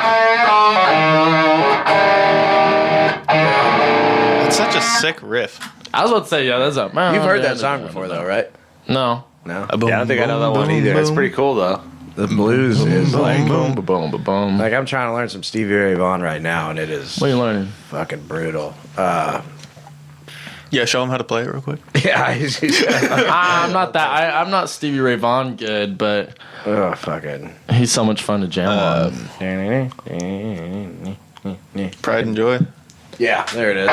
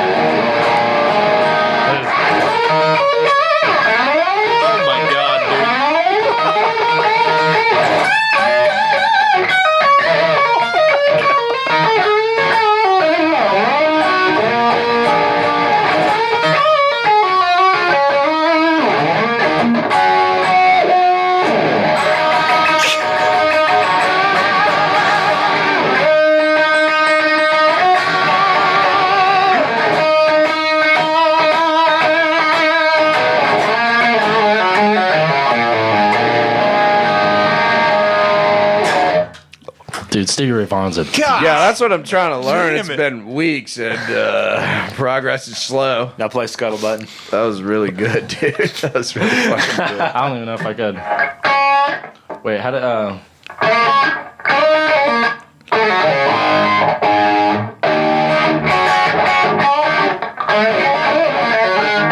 I haven't played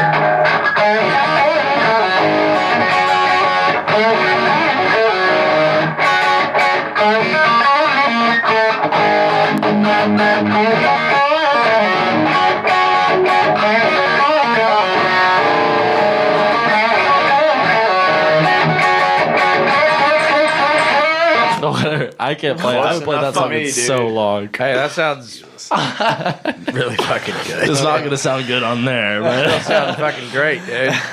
Sounds fucking great. Thank you. Anyway, that was Guitar Hero for real. Don't worry, we're getting electric drum kits soon, and then you'll be on the You'll be part of it. We'll just have to And the figure first song you're gonna do is "Bleed" by Meshuggah. I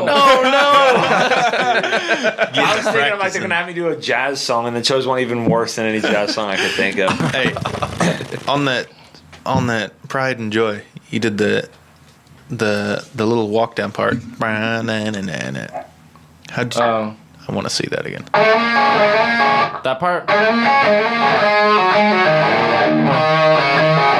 right at the part that's right at the beginning. Huh? The part that's right at the beginning. Oh.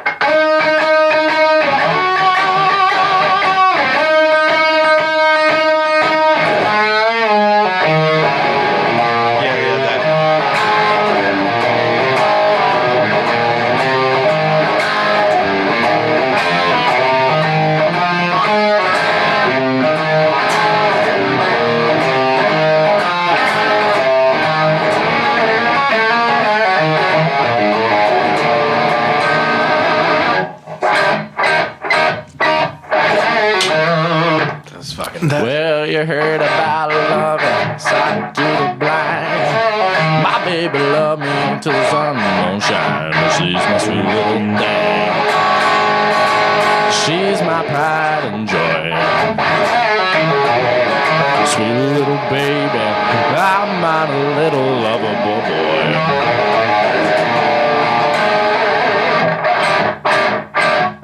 And he does that thing.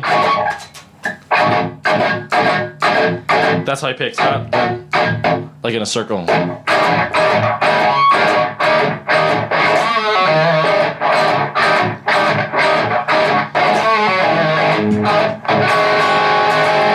It's so wild, dude. That's insane. That's so cool. Jesus Christ, dude. That's so embarrassing, dude. Like, just to get the fucking up down on the chords, I've just been having a problem.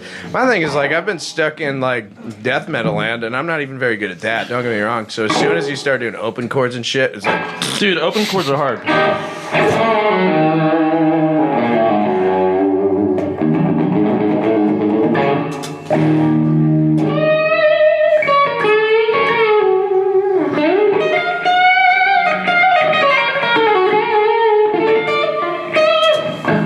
This one. like this is where I'll play where I'm at right now. Ah, yeah, just plug in there. But so I got the I don't have the sauce like he does. You know what I mean? Dude, I don't have Stevie Ray. The fucking.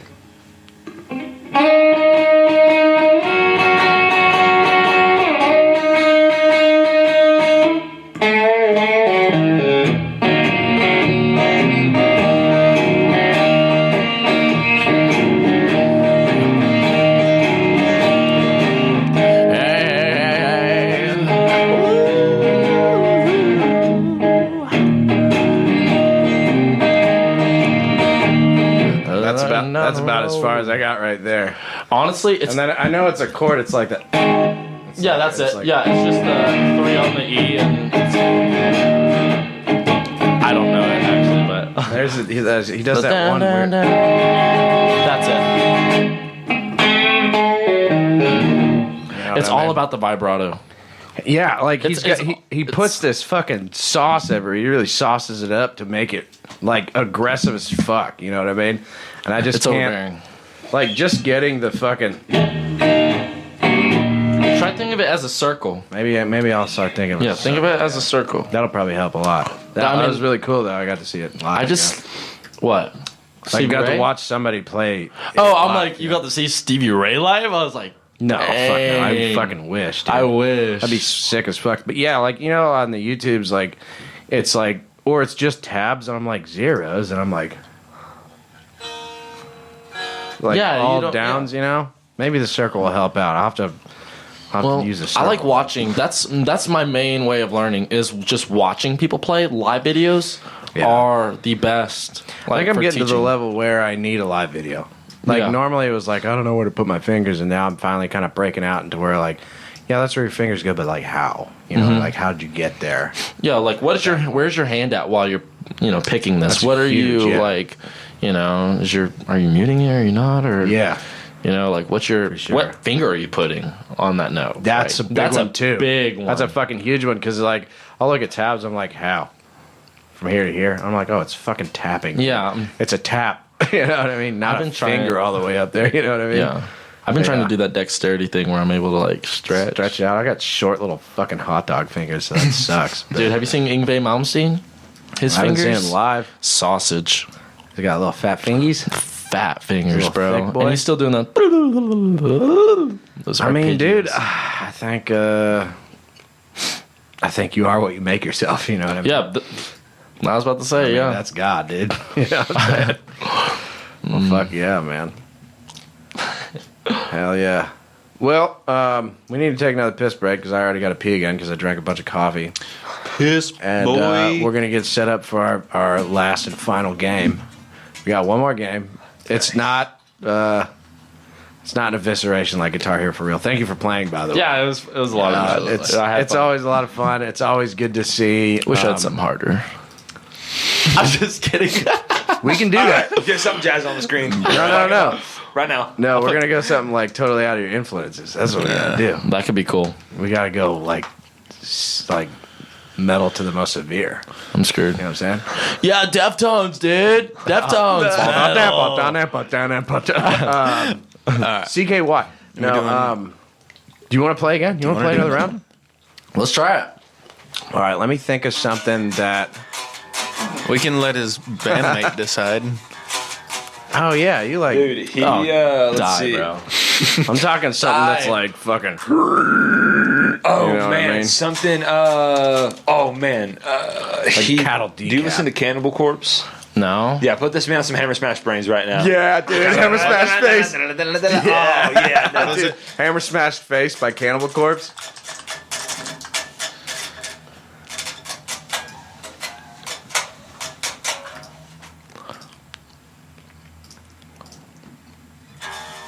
And if you nail this one, you're going straight to Nile. If you can play a Nile song, then you're the best guitarist, pretty much. If you can sight read Nile, you're the best guitarist. All right. Are you ready? Hold up. Let me get my tone, too. Yeah, let him adjust. I'm going to sneak into the Let me bathroom. tone up. Okay. And don't we need to take a piss break? after, brother. Yeah, piss break. We'll take a quick piss break. I'll go take a Do you want pee to do break. before or after? All right, piss break. All right, we're coming back to some Cannibal Corpse sight reading. Are you ready for your minute, dude? Oh, yeah. Oh, yeah.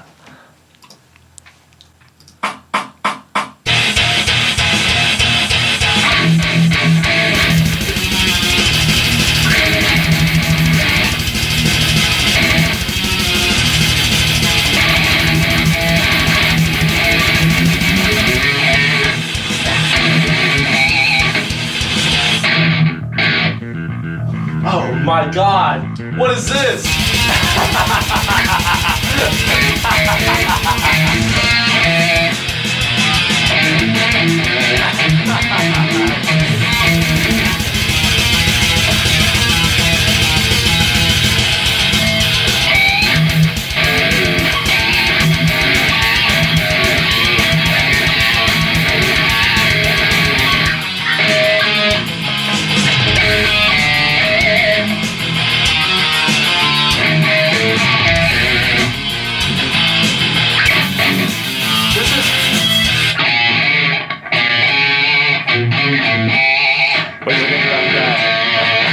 look back at any parts, I can scroll back to. Oh, jeez, bro. So this is Start from the beginning and go down. this is why we stopped the. This is why we implemented the bingo wheel right here.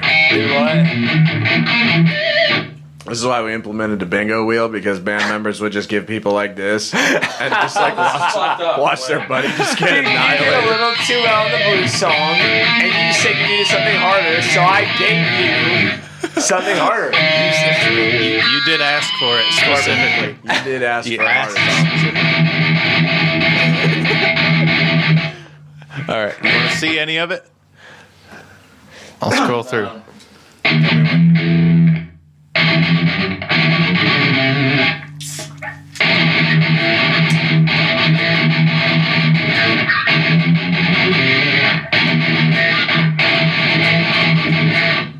All right, wait. I need to see that, like the.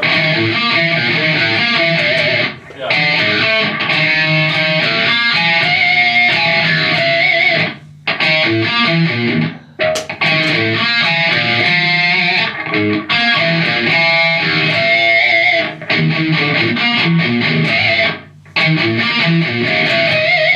It goes.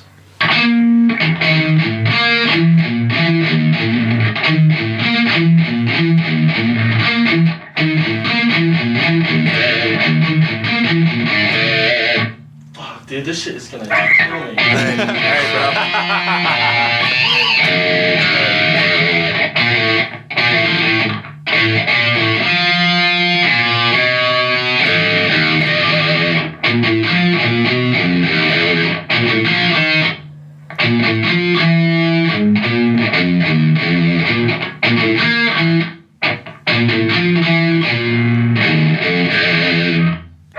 Fuck it, dude. You ready? Let's rip it. I'm ready. Yeah, of course, you're ready. All right, brother. It'll give you a count in. I'll say 3, 2, 1, and then I'll hit play, and it'll do a countdown. Okay? Oh boy. Ready? 3, 2, 1.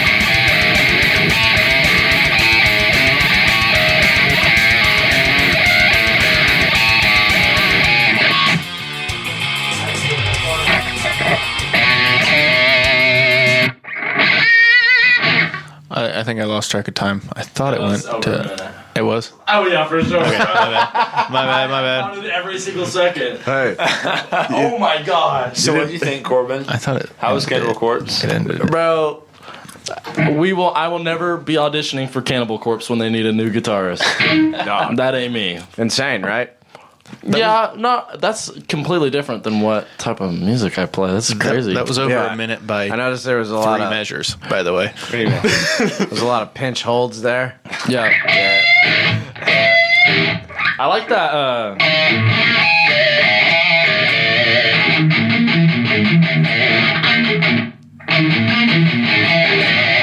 That was dope. You did really good. By He the way. did really good. I was just stared at it and been like, "Well, this is my time, guys. Thanks." Just All more right. practice.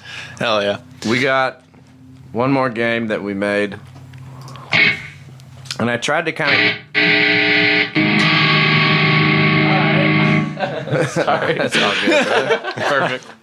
I kind of tried to keep the game within maybe some known influences. Okay. Okay. Not sure. Some of them are definitely. Some of them you definitely know. Some of them you don't. We made this game for you. Okay. The game is called De-Escalation. All right, and the goal is us three, you two as a band, and me as your host, to rate these 10 songs on a scale of 1 to 10 on how helpful they would be at de-escalating the Israel-Hamas conflict in Gaza. Yes. So pretty much, we pull a song up, and you rate it on a scale of 1 to 10 on how helpful it would be to stop this war. Holy Wars by Megadeth. And that's the first one.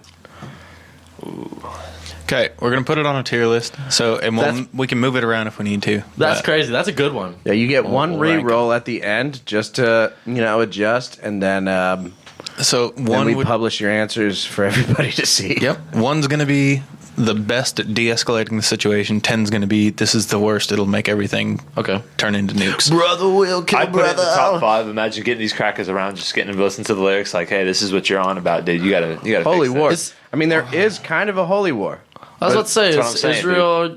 It's Christian versus Muslim. It's not Christian. No, Definitely Jewish. Judaism. I love Jewish people. Let me just say, I actually converted to Judaism about a few months ago. I'm gonna join them in their conquest. Fuck, dude. I'd put it. Hey, do you want to be the host of the show, dude? Let me tell you, I'd put it number 4 or 5. What do you think? heavy in the brain are great people. Yeah, definitely top 5. Yeah. Let's just put it at 4. Okay, 4 is good for me. Holy Wars number 4. Okay, it's on the list. Boom. Number 4. Brain actually did all these pictures as well to Really really get a feel for the title of the song, maybe what the lyrics are about. The second one is Seek and Destroy, and as you see, there's a soldier looking into a building with a gun. Looking into a building with children inside, Seek and Destroy by Metallica. That's good. I put that in the probably the lower half. It's a song about, I think, gang warfare, right? Talking No, about seek and destroy, scanning the city tonight. We're looking for pussy. Pussy, that's tight. That's what I'm talking about. Yo, No reference? Y'all I get don't that? know how much pussy Hamas is looking Oh, no. for. Whoa. Maybe boy pussy. the gut pussy, dude. Bussy. My bad. I'm just saying, it could help calm the nerves. That's all I'm saying. Oh, is this the calm the nerves to help? No, this shit would not help. The Seek and destroy. That's what Corbin. I'm saying. Like, such a head. The name of the game is de-escalation. We want to de-escalate the situation. I'd put that at a cool number 9. Probably. That's a number. Yeah, that's a number 9. I'm pretty sure the song's about gang warfare. Although, Sorry, guys, have you I ever got lost. seen Pantera did a cover of the song like 1984 in Lawton, Oklahoma? The version of the song we do is like their version of the song. Yeah, and it's those And lyrics yeah, I if just you look said. at the cover, he opens it up with the scanning the scene and the city tonight, looking for pussy, pussy that's tight. So it's like Dime's like 18. War is my shepherd. See, I don't know that one off the top of my head. This is War is My Shepherd by Exodus. Dude, the lamb is just absolutely stacked. That is a shepherd war. And that is We're the going to chorus, have to put by that the on the way. lower. If you I'm don't gonna know put that- the I was song, gonna put that at 8. Off the title. Yeah, 8? 8. Yeah, that's Yeah, I think I think you can put that at 8. War is My Shepherd is going to be in number 8 for now by Exodus. We love Exodus. I love Exodus. I don't know if you guys love them. I do like. I Exodus, honestly yeah. haven't given them enough. If there was a listen. top 5 of thrash, they would be number 5. You know what I mean? They'd be serious. They'd be up there for sure. What do you mean they're top 4, dude? They're the big War 4. ensemble. I haven't listened to this song in a minute. And see, we have an ensemble of people and a man with a gun inside shooting it. War Ensemble. Which by seems Slayer. like a very de-escalative move. I feel like if you want everybody in a room to calm down, you shoot a gun in the air. I agree. Unless you're trying to get your point Is it across. legal for me to look up the lyrics of the song real quick or no? Go ahead. Yeah, sure. I gotta Whatever see. you need to do to make I a haven't decision. listened to the song. Y'all can see why for a Quinn doesn't sing in the band. All right, you ready? 1 and a 2 and a 1, 2, 3, 4, 5, 6. None of that. 1 and a 2 and a 1, 2, 3, 4, 5, 6. All right, don't see. get them copyrighted. Propaganda, death ensemble, burial to be, corpses running through the night in blood-laced misery, scorched earth, the policy, the reason for the siege. What do you think, Corbin? Man, I mean, is it like what else? You didn't? Is it? You're just describing the siege, scene. The pendulum, it shaves the blade, the strafing air blood raid, infiltration, push reserves, encircle the front lines, supreme art of strategy playing on the minds, bombard till submission, take all to their graves, indication of triumphs to the numbers that are dead. Spawn the war! Nailed it. Did you say spawn the war? Is that Sport the war. Sport the war? What does that mean? Sport? It's Slayer, dude. Slayer? Slavery. I know. I'm asking just what say the that. line means. Sport the though. war? Sport the war. To me, it sounds very de-escalative. Supporting the war. I think it's like ironic, like he's saying like support the war, like it's saying like, but I don't think he means it literally. So I don't know. I mean, if you support a war, possibly it might end quicker, which would be a de-escalatory move. Depending on what side you choose, but either way, I would it's put it just at like 5 or 6. Probably the winners. I'd choose the winners. If you play this song to either side, who's nuking who? Okay. True. I mean, Who's being true? What do you yourself think? You got must me, be dude. true. Solid. I think maybe lower 5 actually. I don't know if So it's. we got- I said I'd DS put it at 5 or 6. Okay, yeah, I'll trust Quinn. I'll put trust it at Quinn. number 5 then. Number 5. Solid decision. Solid yeah. decision by Bison. The next song. Hang on. Give me a sec. Oh, he's doing his. Let me do my thing. doing his brain work. Yeah. Okay. Next song. You ready? I'm ready. It's broken. Hold up. Oh, War Pigs. Oh, dude, that's a great one. That's a great one. That's probably top number 5. 1. I was about to put that at number 1 too. Yeah. To de-escalate it. Yeah, to DS. Yeah. War to Pigs de-escalate by it, but- Black Sabbath Call them is witches kind and of black masses. There's no way they don't. against war. take- Now, who are the witches? Is it Hamas or Israel? Oh, I'm not taking that side. Mayhaps.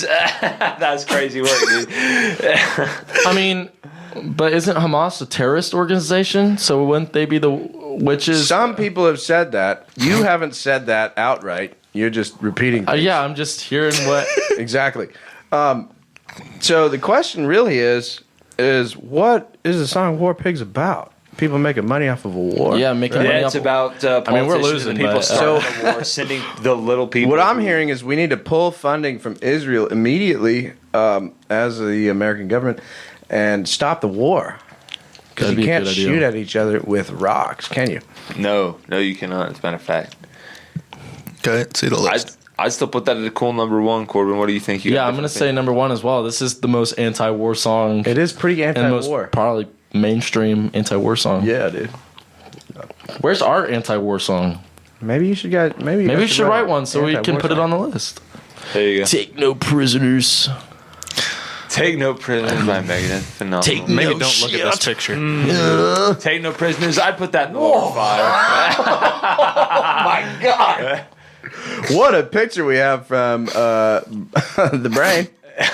It's a Take No Prisoners as a de-escalation song. Probably a cool number 10 if I had to guess. A song about just killing whoever you can, taking no Let's prisoners. just say there's a bunch of people on a wall and they don't look healthy anymore. They don't Concentration look Take no prisoners. Let's just Megadeth. say they're pulling Social Security. They're not even alive.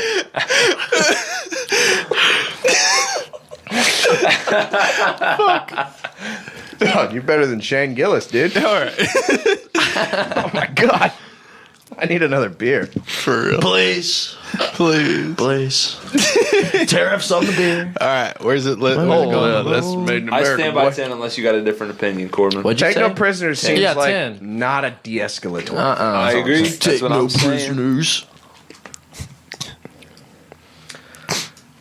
I'd say a cool number 10. I agree with you guys. It's not very Let's see, what is de-escalatory. that next one called? Die with your boots on. Iron Maiden. If you're gonna die, if you're gonna die. What album's that off? Oh my of? God, that's the guy that's dead on the top of Mount Everest. That's Yellow Damn. Boots. He's got You know who boots that on, is? bro.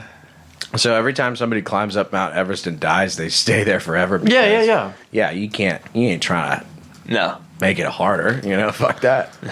Yeah, that guy's been there for years, and he's frozen solid. And he did die with his boots on. He did. And now he's a black little corpse on top of the mountain, and that's it's actually a marker for hikers. Hikers, it's kind of a lame term for that. Mountaineers, there we go. That's a little more respectful of the people risking their lives for absolutely no fucking reason. Yeah, I think that this song might be a little bit more of a call to action. To action. Where should go? I'd put that at number 7 since that's the lowest we could go. Die with your boots Agreed. on is off of Peace of Mind, by the way. It's right before the Trooper. It doesn't seem very de-escalatory. That's all I'm saying. No, I would agree. Agreed. Number Okay, seven. number 7. I think number 7's a solid fit for that song right there. And rest in peace, Yellow Boots. You almost made it, but you did not. War Piece. War and Pieces by Sodom. Dude, I've been Yeah, I meaning to don't know get this more one. into Sodom. I love Sodom, dude. Sodom is sick. They're so dope. Hold on. I gotta listen to this song real quick. What is that? That's the. What the fuck is that? Wile E. Coyote, bro. You got blown up. You can go ahead and talk about some lyrics. I have a feeling it's not very de-escalatory, but hey, we'll get what we can in this conflict. This is the only picture I feel like I missed. Let's see. Contempt of sanity, a domination of the beast, the end for you and me. Cruel die the least, dark as the night for all. Deplorable we try to crawl. Hall of the dead we fear. I don't know how to pronounce that. Why we are here. One man's meat is another man's poison. One blind street leads another to reason. Dark out.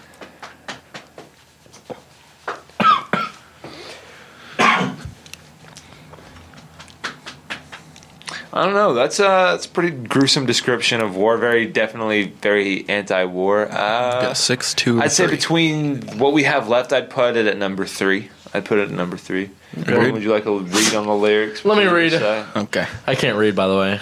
Nice. Let's just say he's illiterate. He was born reading tabs, and that's it. Yeah, I read tabs sometimes. I had to go out during in elementary school. They'd take us out to the lunchroom, and we'd sit down with OU gymnasts, and they would flip cards at us of words. Couldn't say any of them. Are they hot? They were dudes. And So yes. I'm not really into those. That but sucks, dude. I know some of the female gymnasts.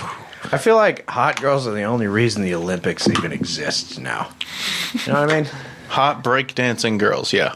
Hot breakdance. Okay, so that chick was not very good at breakdancing. I'm just going to say it. I know it's controversial. Didn't she come in at place number 256 or something like that?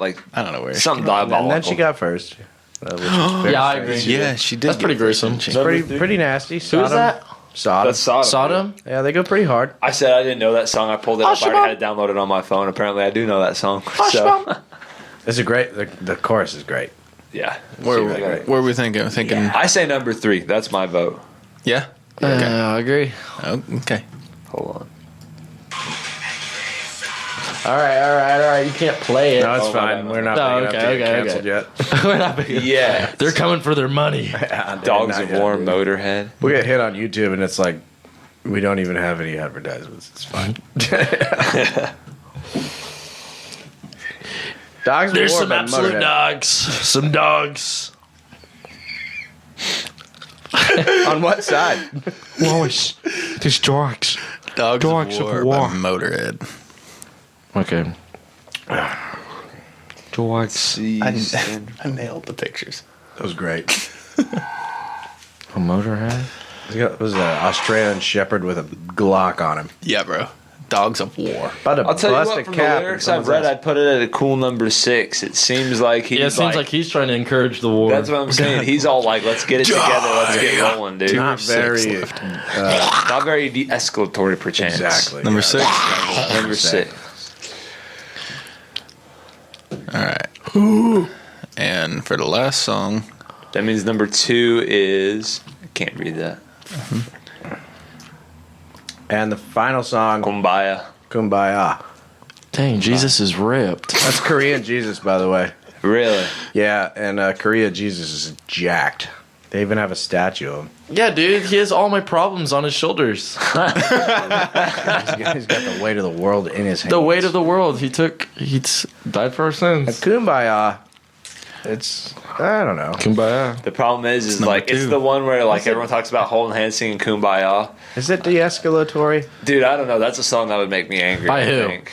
No, it's Kumbaya, my brother. I don't know. it's just Kumbaya. Okay. I think Kumbaya gotta go. Wait, how many switches do we have? Okay. We get one reroll. one reroll. But how many reroll. switch? You just Per get to song? reset them all. Yeah, just whatever, you know. If Okay, there's Kumbaya something needs to go first. blatantly ridiculous. Kumbaya needs to go first. You think? Yeah. But Only he because just said I it made him mad. And what if he is very Dude, akin to Kumbaya an is just Israeli Okay, wait, guy? wait. Song, Let me dude. explain myself. Okay. Kumbaya. War Pigs is more like, nah, screw the government. Y'all should send them to war, not us.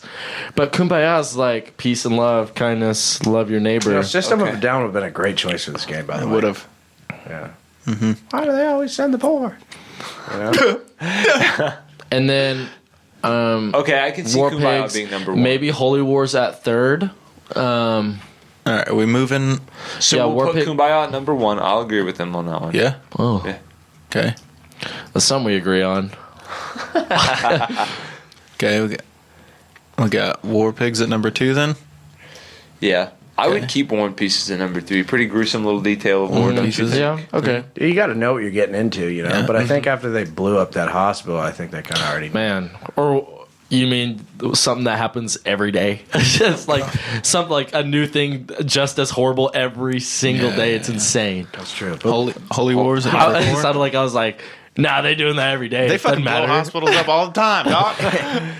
See, I would keep War and Pieces at 3 and Holy Wars at 4. You got a different opinion, Corbin? There was thermite on the steel beams. Seek and Destroy probably needs to go up because one side needs to do that and just finish this. You know what I'm saying? It's not a bad Now, point. I'm not saying whose side should do this. That's but- hard because one of it, it's gonna happen. Someone's got to Seek and Destroy. Someone's got to seek and destroy. Someone has to. Someone's looking for pussy. Dude. Let's see. I got to tell you what, I don't actually know War is My Shepherd. Let me look up those lyrics real quick. Quinn's a really big lyric guy. I am. I see that, dude. I heard he wrote all the lyrics for your band. That's what I heard. Dude, I can show you, like, our lyrics, like, I have to shave it down. I'm like, it's like... He doesn't have to. He just has. Well, he does kind of. Is Corbin saying you just talk too much? Is that what's going on? No, Something like that. he got, like, listen, you know... I got a lot to say, and he's not trying to say all that, dude. I got, like, 5 minutes to tell a 15-minute story, is how he writes. So you're a rapper. No, He'll give me like 3 lines of verse, and I'll get him 3 lines worth of lyrics, and he'll be like, too much. Tone that down. We'll show you some of our lyrics after. Bro, we're going to talk on the way home. I'm just kidding. Are you sure that this isn't any higher? Take no prisoners. Can you take... It's a very effective way to fight a war. That's all I'm saying. Why would you want to feed prisoners? Whoa. Yeah, read and cry, War is My Shepherd. I'm putting that beneath Seek and Destroy for sure. Because do you not think it sounds like he's just hyping up war in that song? I mean, you gotta race to the finish line. No, I mean, I hear Better what a you're saying. fire with a feeling to kill, and it won't read go this? away till our dreams are fulfilled. Bro, the song is literally just about like we need to kill people. What's this? You put your faith in my M16, my Lord and Savior. Oh, Now that's an Oklahoma line for sure. Right outside of this one church town, there's no dirt road to a whole lot of nothing. Got a deed for the land. This ain't our ground, this is God's country. They need God, I need napalm. That's what I mean. So this is from Hamas's standpoint. But, possibly, but We don't know yet. Oh, napalm in the morning. That's been Listen, a good man, one too. when you have a bunch of people throwing shit at each other, it gets confusing. yeah. It's no big deal. Just somebody win the game already. That's all I'm saying. It's time. Okay. Are we Dude, moving I anything? would swap. So horrible. We need to get it over with. I would swap So- War is My Shepherd and Seek and Destroy. What do you think, Corbin? I would at least. War is move My Shepherd is kind of pro-war. That's what I'm saying. Is like. Seek and feels- Destroy is just about killing people. It's not even about war. Dude, it's just Where's about, My like- Shepherd is about war. Yeah, it's like a pro-war type of thing. I All would right, definitely. I'm down for that. Move them. Yeah, but I would swap those. Okay. Yeah, swap those around. Otherwise, I feel pretty solid about the order we have right now. What do you think, Corbin? Kumbaya, War Pigs, War and Pieces, Holy Wars. Yeah, I'd say it's not bad. Yeah. Guys, I think we solved the problem. I think that's it. And with that being said, ladies and gentlemen, that is Bison from Oklahoma City or Norman? Norman. Oklahoma. Norman, Oklahoma. Got It's any been a shout-outs? fucking pleasure. Thank you guys for coming in. Thank you for your Of course, time. of course. Absolutely. It's been fun Thank as fuck. This is Guitar Practice, episode 53. Plugs? You know where to find us. Plugs. They got stuff. Oh, yeah. Don't forget that. I will cut you off. Guys, April 5th. April At 5th. Opolis, At down Opolis in and Norman. It's I don't remember who the opening band is, but it's us and Crimson Love. I feel bad, but I can't. It's okay. They're death metal. I'm just kidding. They're death metal, but with a keyboard instead of a guitarist. April 5th. Oh, they have Where? a keyboardist. Yeah, they have a guitar. They would keep and they it. play dude, like that's super sick. heavy riffs. That's sick. So April 5th, it's us and Crimson Love together down at Opolis in Norman. It'll be a great time. If you haven't seen us, you need to. If you haven't seen Crimson Love, you definitely need to. We got a new single coming out end of next month. Be looking out for that. I can't think of anything else. You on Facebook or anything? We have a Facebook. Don't go there. We don't do anything with it. We got an Instagram, though. If you look Instagram, up Bison TikTok. Rocks. If you go to TikTok, we have a TikTok there. Corbin goes live all the time on TikTok. He was actually live earlier today, so go check Yep. him out. lots of fun, so much entertainment. Always yeah, jamming. dude. Sick. Alrighty. Well, Episode 53, guitar practice. I think that's about that's it. You know where to fucking find us. Figure it out.